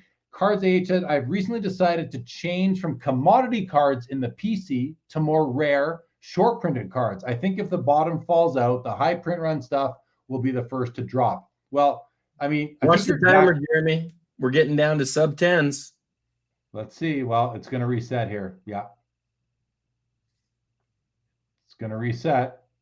Yeah, there we go. So we still have at least a minute left here. All right. So Cards AH, I just want to say, I think you're bang on. I'll put the comment up again. I think you're bang on with that. I think we experienced that. You know, we talk about if the bottom falls out, the bottom, I don't think the bottom is really ever going to fall out unless, you know, we end up in like a martial law sort of situation in North America. But we've seen the hobby take a bit of a beating, and that's what happened. The commodity cards were the ones that, I mean, everything came down, but commodity cards came down. I think you're right, and I think it's a good strategy. So I'm with you on that. Cards AH goes on to say, today we have learned not to buy Jeremy a brown LeBron card for his birthday. Good observation. Thomas Pecora says, I know all about how a narrative can change so dramatically in a short amount of time. That is a major price drop for that Charizard, and that's what we were talking about at the time he laid down that comment. Thank you, Thomas. Vintage Card Collector said, Adam, thoughts on the Jordan Upper Deck jersey patch auto? Did you think it would hit $1 million? I saw this comment a while ago and had a sec to think about it. I don't consider myself a pricing expert in any sort of way. And I get these types of questions all the time and sort of stand back and think, I don't really know what prices are going to do or think about it. But I do think about that Jordan is like it's that and the green. And I see Spinos in here too. That, the green, and the now are sort of like the trifecta of the greatest of great Jordan cards. And so I kind of thought that all, what would that be? 10 plus 9 plus 23. What is that? 42 cards. I've kind of thought that all 42 of those cards were $1 million at this point. And here it is. It's sitting at 840, yeah. Right? So I'm a little surprised. I would have guessed it was $1 million. Yeah. Good. All right. Well, thank you for that commentary. Max says huge loss of value on the Charizard, but it has bounced back big time from the last sale of $31,200. Charizard is flying back high and doing really well in this auction. Charizard is back. It's good to hear. Good to see you again, Charizard. Justin Bode says that this is the best show of the month. Yeah, thank you, Justin. I think we enjoy it the most as well. Max says, great show. Glad I turned in. I'm learning a lot tonight. I'm real. That's about the best thing you can tell us, Max, is that you're learning a lot. Thank you for being here.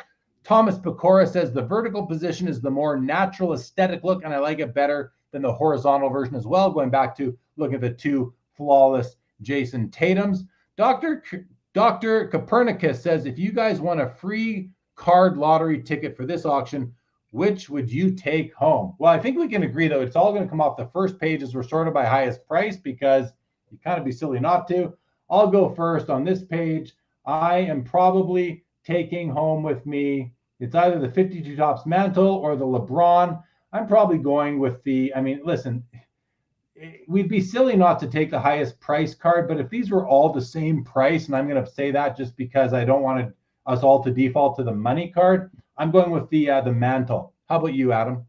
You know my answer, and it's not just because of the price, but the Jordan 97 game jersey autograph is like the grail of grails for me. It's the card that I know I'll never probably get because of how expensive it is, but that's the card. It's like one of the most important cards made in the world of basketball ever. So yeah, that's the card. And we are going to leave Karn alone. I can just see how serious he is there. So Karn, do not be distracted. Keep doing what you are doing. All right, next, Jay Mollico, back to the autograph. He says the blue is nicer. I think we might have done these comments. Jake Dahl, yeah, we did these ones, so we'll just skip by them for now. T-Dot says Trevor Lawrence is 41-0 in Saturday games since high school. Well, that's pretty interesting right there.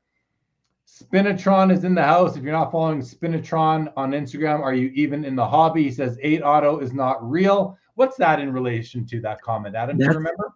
That's the messy, and he's talking about the messy eminence, and I think what he's saying is I think that there's a belief that autograph, although it's been authenticated by Panini, is not believed by some collectors of messy that it's real, and so it's hard to know what to talk about in a situation like that one, other than that, we have to go with what Panini says in this case, that it's real, but there are some people I think believe that it isn't. Yeah, fair enough. Tom Pecora agrees the Josh Allen Shield card is very nice. Says, just curious, what is typically the lowest value or average minimum value for a card to be in order to be featured in the. So Thomas, this is the monthly Premier Auction. They also have a weekly, and I think they originally wanted the value of the cards to be 20,000. I think it's come down a bit, Adam. But do you know, like, is it 15,000? What's the target? I mean, I think we'd still like it to be 20,000, but there's definitely stuff that sells for a lot less than that. It's a matter really of like there is a minimum fee that's associated with a card. And so a lot of times we'll see a card and we'll say, hey, we don't necessarily feel like this is going to get to the point where it's worth it for you to have it in Premier. Let's put it in weekly. And then I think in some cases we get consigners that really push back on us and say, no, this really will hit this mark. We really trust me. I believe that's really what it's worth. And sometimes they're right. Sometimes they're not. And sometimes some stuff sells for $8,000, and then the fee that cuts into that's pretty tough. So you want to only put it in the Premier if it really is going to be, at least in the 5-figure range.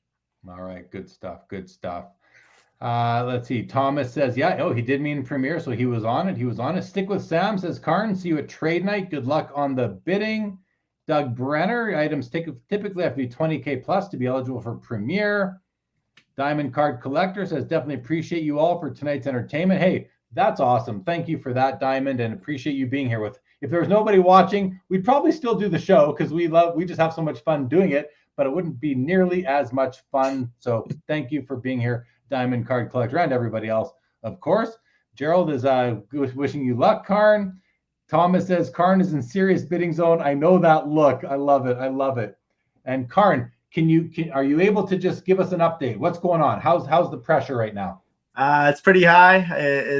I am winning the card that I'm looking to win, so I'm just watching the time go down and doing my like I always say, I research the whole way through. During, I'll research the same card after for like a week, even though I'm buying it. So it's going to be a 1 week of whirlwind in my mind. So it's going to be a good time.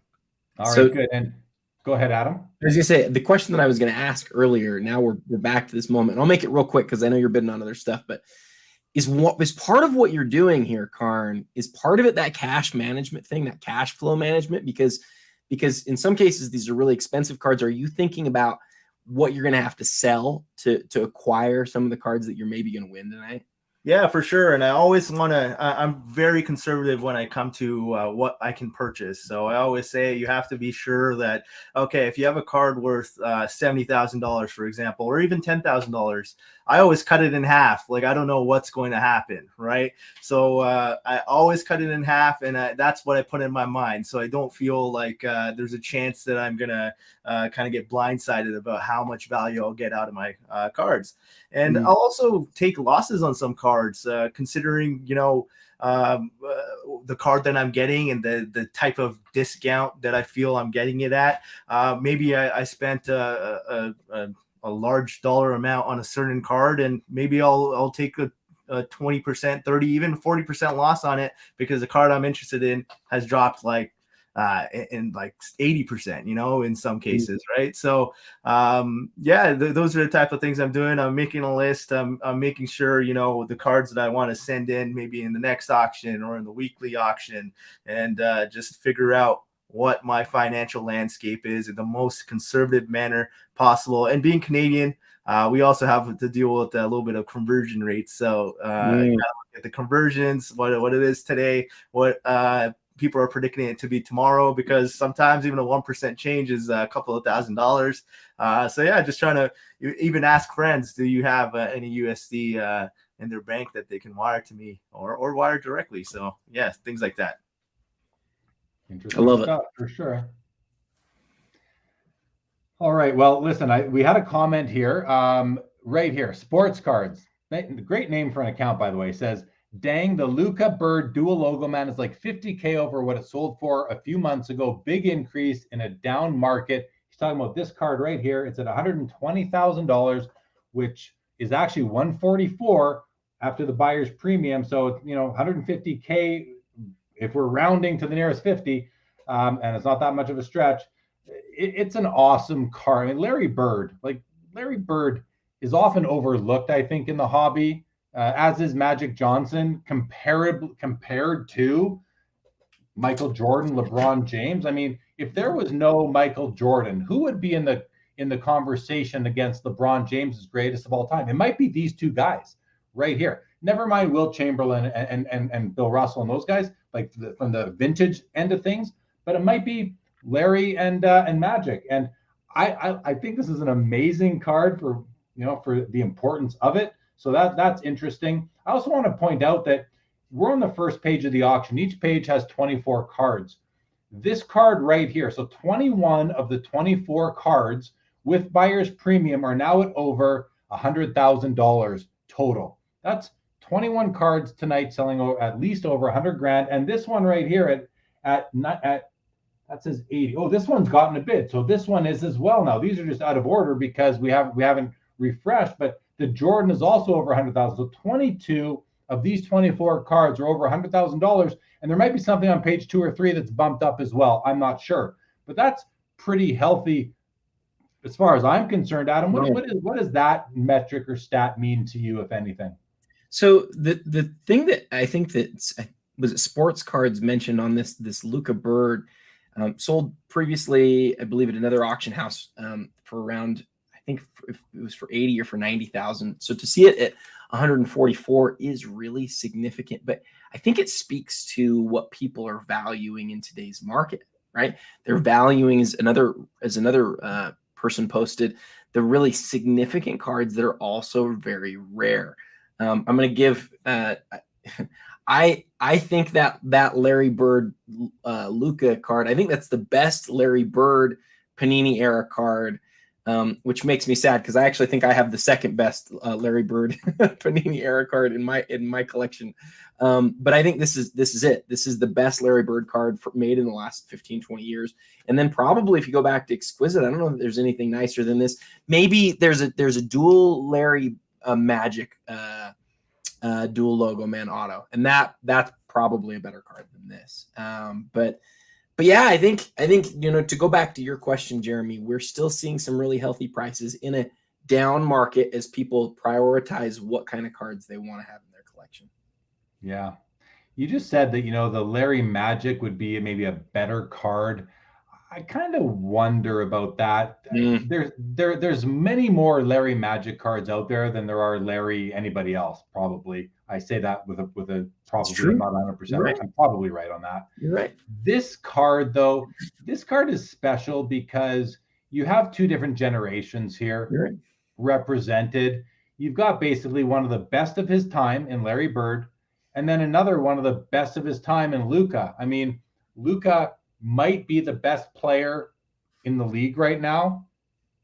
And, of course you got LeBron still, and LeBron's playing exceptionally lately. So I'm not saying that he has a better career than LeBron does. That's just untrue. But he's so much young. He's even so much younger than the player we see to the right of him there in Steph Curry. Steph Curry might be one of the best, if not the best player in the league. You got Giannis as well. I think that Luka, Giannis, Zion, Ja, these guys are going to be the face of the Tatum, maybe the face of the league moving forward. Giannis is even probably 6 years older than the next guy I mentioned, 6 or 5, I'm not sure, but I think this card is more special it's got a place. Personally, I would prefer to have a Larry Magic card personally, but I think that this card is awesome. And they're both wearing the same color jerseys, which adds some symmetry to it. Nothing wrong with that. So I know it's kind of a minor detail in this whole scope of things, but these things do play. So I don't know. What do you think of all that? I think it's important to not underestimate the value of Luka. I mean, you're spot on. He's beloved. I just think, if I remember right, there's one or two dual logo man autos of that original pair from Original Exquisite, and I think if one of those came to public auction, it would shock people what it sold for. I do think it'd be more than this. But outside of that, I think this is probably the most valuable Larry Bird card in the world. I guess other than maybe a PSA 10 rookie card. I guess maybe if you include that in there too. So either way, it's on the pantheon of like most expensive Larry Bird cards in existence, and I think that's saying something. Yeah, I think it's a great card. I just want to make, like, if you just joined us in the last few minutes and you notice Adam and I are talking about Karn below, Karn is bidding on cards right now. If you're joining, that is the face of a determined man. He is very serious right now. And Karn, I'm not saying this to make you laugh. I just want people to know that during PWCC Live here on Sports Cards Live, the third Thursday of every month, Karn Rai is actively bidding on items, and that is the look of a very serious bidder. So, take note. Just take note is all I'll say to that. Let's go back to the top and see what's going on. There we go, Adam. One of your favorite Steph cards has another bid, as does the Row Zero Legacy Michael Jordan at $17,000. Going to go to a couple comments right now. Sports Cards followed up his last comment with, whoever outbid me on the Noble nameplates Jordan made me very sad. Sports Cards, you can just bid again. I'm kidding. I don't ever want you to get outside your comfort zone, but we'll see what you do there. Thomas Pecora says that's a great way to think. Cut down your initial estimated fair market value in half in making decisions to consolidate into high-end items. That is in relation to something Karn said earlier. We've had some great insights from Karn on this episode so far. Jared Carter, you might be gone by now, but if you're listening later, says, great live, guys. Good luck on your bids, Karn. Jeremy, hope to see you at the Burbank show. You will, Jared. And Adam, can't wait for the next issue of Basketball Card Fanatic, bcfmag.com. Guys, if you are not yet subscribed, now it's a basketball card magazine. If you like basketball cards, it's the magazine for you. If you like hobby publications, there is not a nicer magazine in this hobby compared to what Adam and Basketball Card Fanatic are putting out on a monthly basis. bcfmag.com to subscribe. Kevin Walsh says the T206 Walter Johnson is a double from its last known sale for that grade. Market has stayed strong in certain areas. Kevin, I did notice that card as we were going by. It's a beautiful card. Like, Uh-oh. Is it over? I think we're done. Wait. Looks like we're done. It's over. The auction ended. The auction is over. We are going to let it refresh.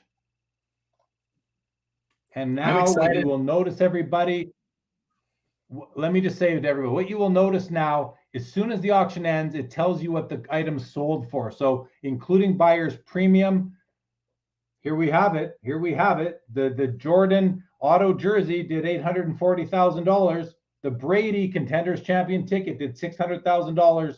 The LeBron Exquisite RPA, the third highest valued card in this auction, does $564,000, and the complete set of PSA 1086 Flair basketball does $408,000.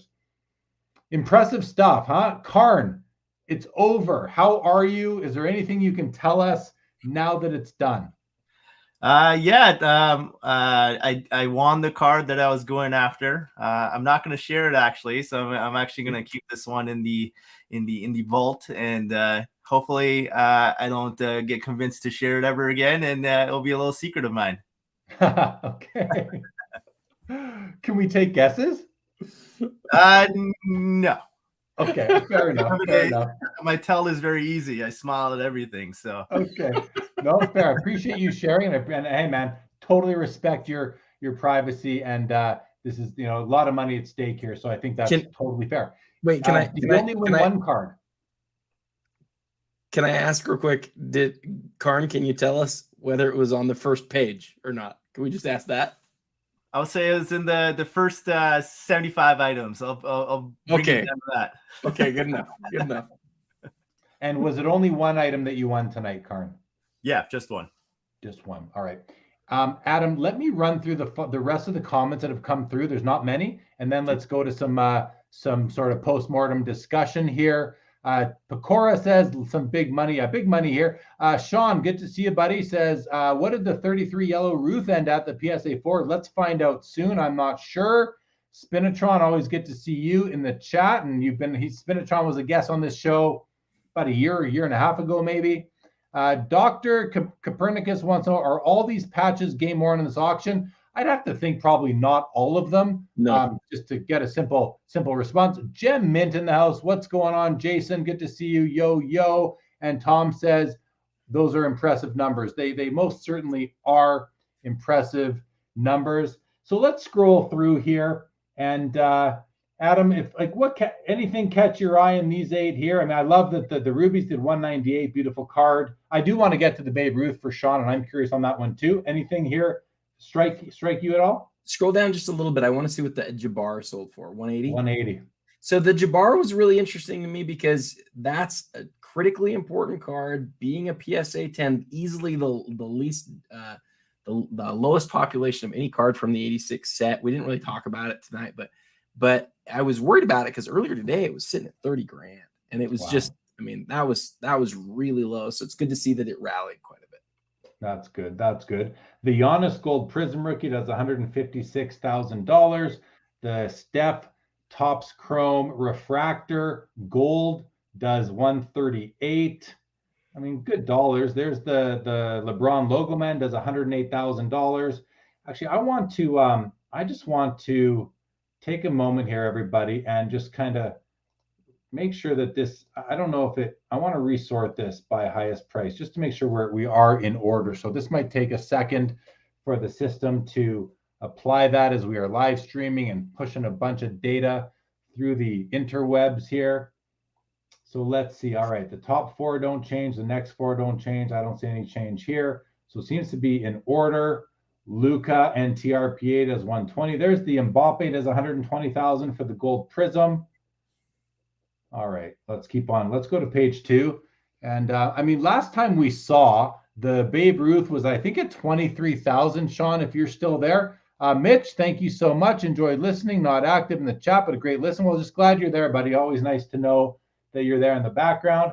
There, the Jordan jersey piece does $84,000. Adam owns an SGC Authentic of that copy. The dual auto. See, this seems low to me. 78,000 for the 2 best players in the history of the game. The green background Babe Ruth did 78,000 in a PSA 7. 66K for the PSA 10 Joe Montana rookie. Same price for the Trammell and Molitor rookie. That's easily a record on that card. That's the most anybody's ever spent on that card. Yeah, has to be for sure. I would think so too. Nice high grade 1960 mantle does $57,000. One of Adam's favorite cards does $57,600. Let's go to the next page. See what else we got here. Thank you, Sean. Appreciate the comment. We'll get to the Babe Ruth. Bear with us. The Sweetness does $55,200 in PSA 10. A beautiful 50 drops Willie Mays does $52,800. $48,000 for the Playmakers Theater. That seems pretty low to me, Adam. What do you think? Yeah, low, huh? I mean, especially 1 out of 100. The market of that high end, of a lot of those high end Jordans it's decreased. People say, certain cards can't ever come down. Even Jordan can come down. Yeah, even Jordan can come down in value for sure. Junk Wax Packs, appreciate that. Thank you very much. Thank you for being here. Let's keep on going. And the Gretzky PSA 9 does $38,400. I think that's in line with most PSA 9s. I do think it's appropriate. I don't think it's, I don't think it's that above average of a card. This LeBron does $37,200. We talked about the credentials now earlier on in the show. Not a rookie card. Not a rookie year card. The PSA 4 Mickey Mantle does $32,400. That's respectable for a 4. It is a beautiful, beautiful copy of the card. Let's see what's up next here. Thomas Pecora says, thank you guys. This was my live first walkthrough in any sports card auction, let alone a PWCC Premier. I learned a lot. Well, that's just music to my ears, Tom. Thank you for being here. Subscribe to the channel if you haven't yet. I'm on every Saturday night, on Sunday nights as well. So happy to have you. Okay, you can see we have the Babe Ruth in our view, but I don't see the number yet. We'll get to it in a second. Let's just do a slow reveal. First, the Namath does 27.6. I love that Namath card. Let's see. $27,600 on the PSA 4 Babe Ruth, Sean. I think that's a nice. I think it's a bargain. This card is gorgeous for the grade. I think that's a bargain. If I didn't already have a copy, I probably would have paid more for that card. If I was like serious about it, I think my bid would have been higher than that. I love this Reggie card. All right, so we've seen the Babe. There's your Johnny Moore, 25,200. What's the record on this card, Adam, that you're aware of? So the significance of the Johnny Moore 86 Fleer PSA 10 is that I believe it is the lowest population PSA 10, second lowest population out of 132 or out of stickers as well? Out of 132. Okay, so along with who? Jeff Malone? Jeff Malone, there's one less of Jeff Malone as of last week. So these are one of the two lowest. So if you want a complete set in PSA 10, which a lot of people do, it's one of the easiest sets to collect because there's only 132 cards. That's why a common card like Johnny Moore is worth $25,000. It's purely a scarcity issue. That's the only reason. Nothing to do with the player, as far as I know. Always like to see what the last bid was. It was the Ja Morant National Treasures RPA and a SGC 10 with a 10 auto. Pretty cool. Adam, were you jumping in with something there? No. Okay. Then I want to go to Joe Perot in the house. What's going on? Joe says, congrats whoever got the Jordan Star Rubies. What a killer card. No doubt about it. MJ Collector says, can we ask Karn why he chose not to share? Respect it could be a valuable perspective to share for people who are always eager or too eager to share. Karn, is there any, and you don't have to, but if you're willing to, go ahead. Yeah, I think it's a really important one. Sometimes there's certain cards that they might be, super rare, and the mystique of it, of not seeing that card again for a long while, might add value to it. A lot of cards is about chasing, right?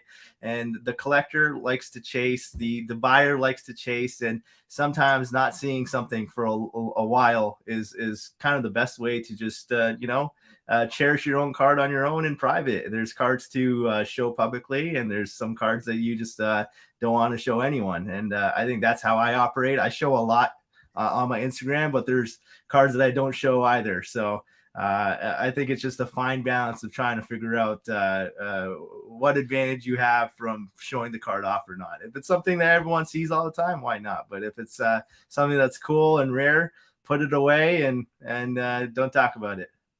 There you go. Well, thanks for the explanation, Karn. And MJ Collector 1 million, thank you for the question.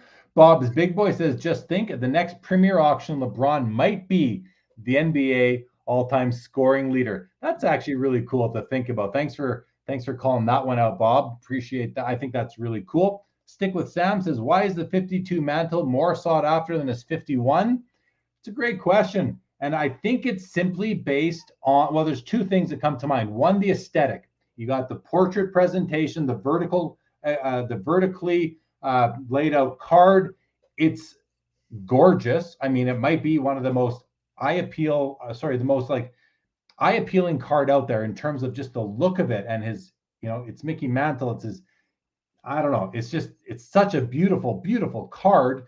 And then it's a high number. It was very rare. There's the whole legend, which is true, that a bunch of them were dumped in the river because they couldn't sell them. So it's very rare relative to the lower number cards in the set, although there's several that have been, slabbed by the grading companies. So, but I think that's really what it is. It's a full-size card. It's actually an oversized card compared to today's dimension standards, whereas the Bowman 51 is smaller than the original or the today's standards.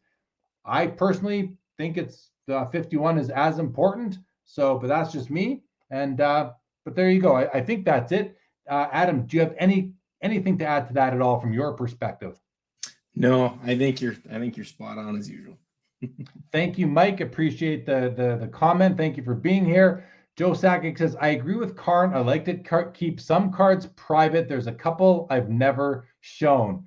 And that's probably, that's kind of it's just kind of fun to, know that you have something no one else knows about it. That's, I don't know, something about that maybe. There's something to that. Thank you, MJ Collector. Bob's Big Boy says the 52 mantle is vertical and a full-size card, Topps brand. Oh, and that's true too. The Topps brand, Topps is Americana, right? Baseball's Americana. I say that a lot. And I think that's a good thing, Bob, to throw in there as well. The Topps brand. Spinatron says it's the first Topps card. There's, again, it's Topps. It's the first Topps. Makes sense. I'm just looking at Spino. I'm looking at your name, Spinatron Vino Collector. What is the meaning of Vino Collector? Is that a reference to wine or something else? I'm just curious. All right, guys. We still have over 120 people in the room with us. Open to stay on for a few more minutes here, but the auction is over. I think we can. I mean, listen. I don't know what the expectations were, Adam, from the PWC's perspective, but from your perspective, how do you feel that this auction performed tonight based on where we are on the calendar and just in the history of the hobby? Yeah, every time we do this, I actually feel really similar, which is some stuff did way better than I thought and some stuff didn't do as well. And so you look through and you sort of say, why is some stuff, why is it so strong? We talked about that, the Molitor card, the Molitor Trammel card. You look at a card like that and you go, why did that sell for so much more than what the last one did? I think it's just important to remember that as hobbyists, at different times, we get opportunities to get cards that, that for some reason appeal to us more. And so sometimes they sell more and sometimes they sell for less, but that's the nature of thinly traded assets. That's not just cards or collectibles. That's all thinly traded assets. Even in the world of like stocks and bonds, if you have something that's thinly traded, it can vary dramatically. And we just, it's even more so the case in the world of collectibles. Got it. Thank you. And Spino, I did not know that Vino was a Kobe nickname. I did not. I've heard of Mamba, but I never heard of Vino. So thank you for that.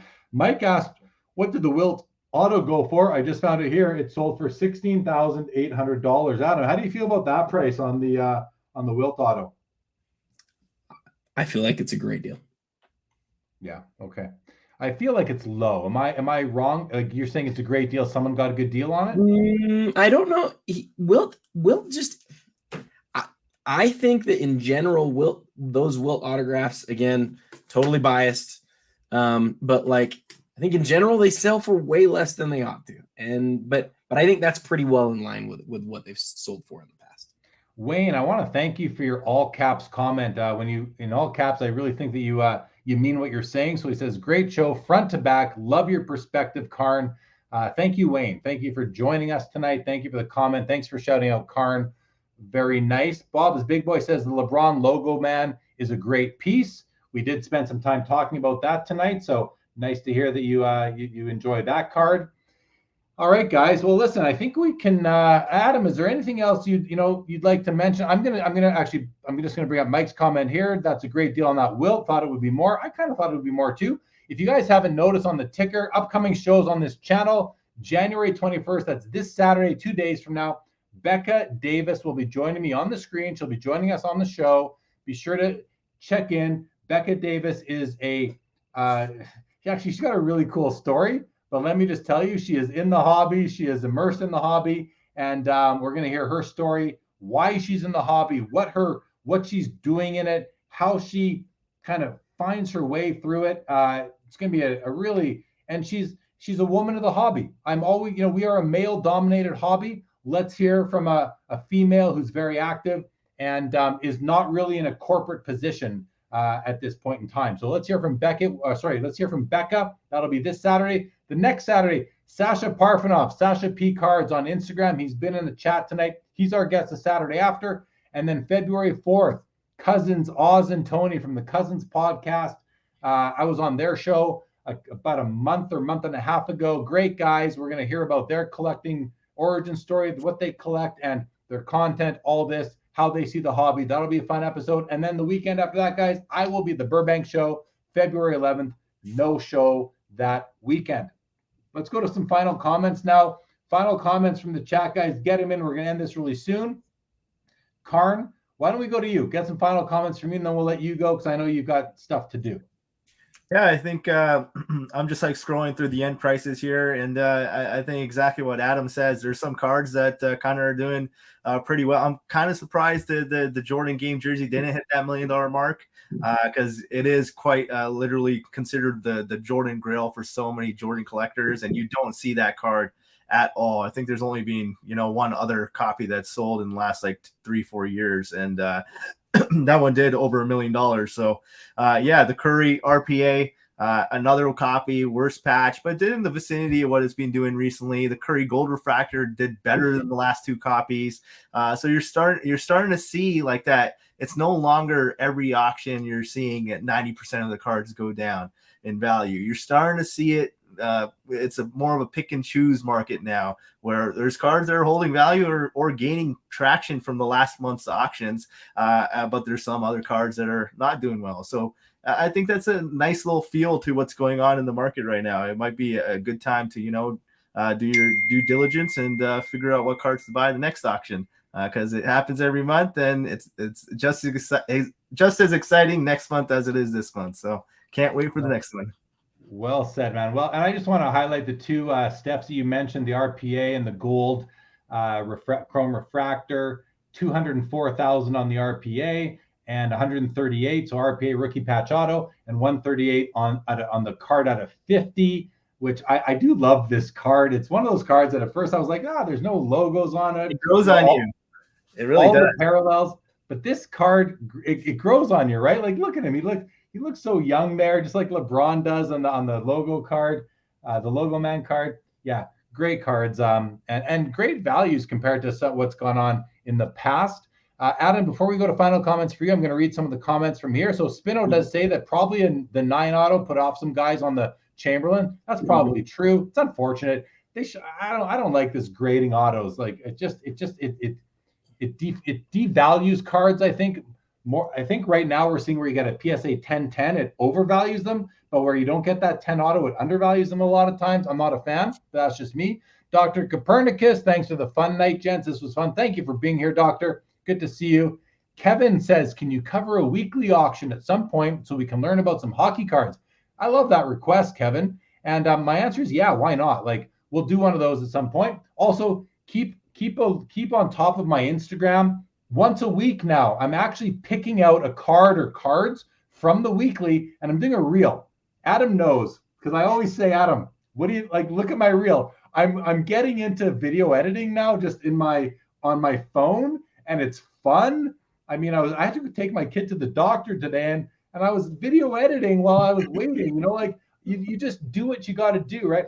And it's fun for me. I'm trying to pick out one card. It might not always be hockey, but keep an eye on my Instagram reels, guys, because I'm putting more and more stuff out there. I'm having a lot of fun with it, and my goal is to do one a week on the weekly auction. And but I wouldn't mind doing a show to cover a weekly sometime. So we'll definitely get that done. Just be patient with me, as it's on a Sunday. I already do Collectible Live on Sundays, so it would have to be a back-to-back Sunday. But hey, I'm not against that anyway. Bob's Big Boy. Chicago Sports Spectacular in March got moved to the lower level main floor. Mini National should be a great show at the Donald E. Stevens Center, and that's where the National is in Chicago. Spino says 5 MJs sold in the last 2 years. I think he's talking about your jersey auto. Yeah, the game jersey 113S. Still thinks it's a very strong price. I mean, it seems to be a strong price. You're not at $1 million, but what did it end at? Like 840. 840. Still a lot of money. Martelli says some of these prices give the perception that the hobby is at a healthy place for a more stable market ahead. Mm-hmm. That's what I'm seeing. It doesn't seem like we're seeing cards go down 20% every month. They seem to be stabilizing. Some are going down a bit, some are going up a bit, and many are stabilizing. I think that's a good place to be. Gerald says, see you in Burbank. Great show. We'll see you in Burbank in a few weeks. Gerald, can't wait. Sancho says, when will Tag start grading older cards? Sancho, Tag will be making some announcements soon, but not about grading older cards, so I can't answer that, but hopefully by the end of the year. That's about as much as I can tell you.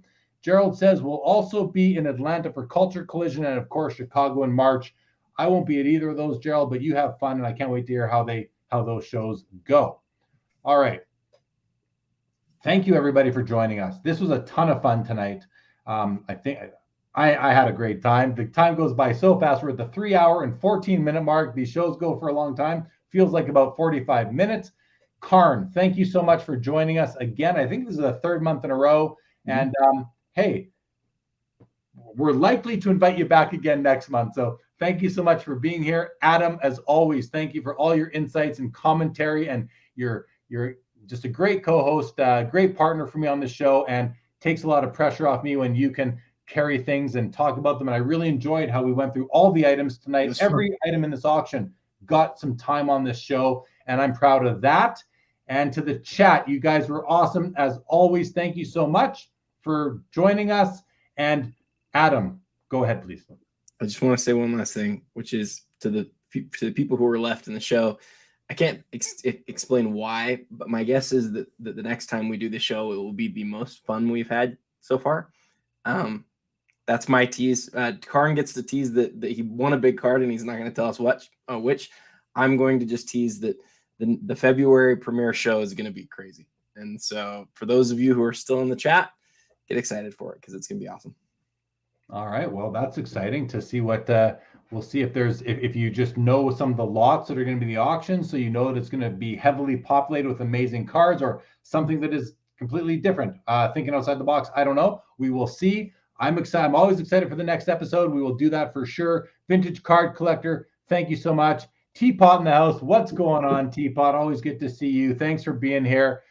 Gerald says, uh-oh. So I don't know, Adam. You've got somebody thinking. And with that, everybody, you guys hang tight for a moment. But to everyone else, again, thanks for being here. Saturday night, 10 o'clock Eastern. I will be back with Becca Davis, back on schedule. Very good. Martelli can't wait for next month. Everybody, again, thank you, and have a good day. Tomorrow is Friday, and then Saturday is the weekend, and we'll be back Saturday night on Sports Cards Live. Good night.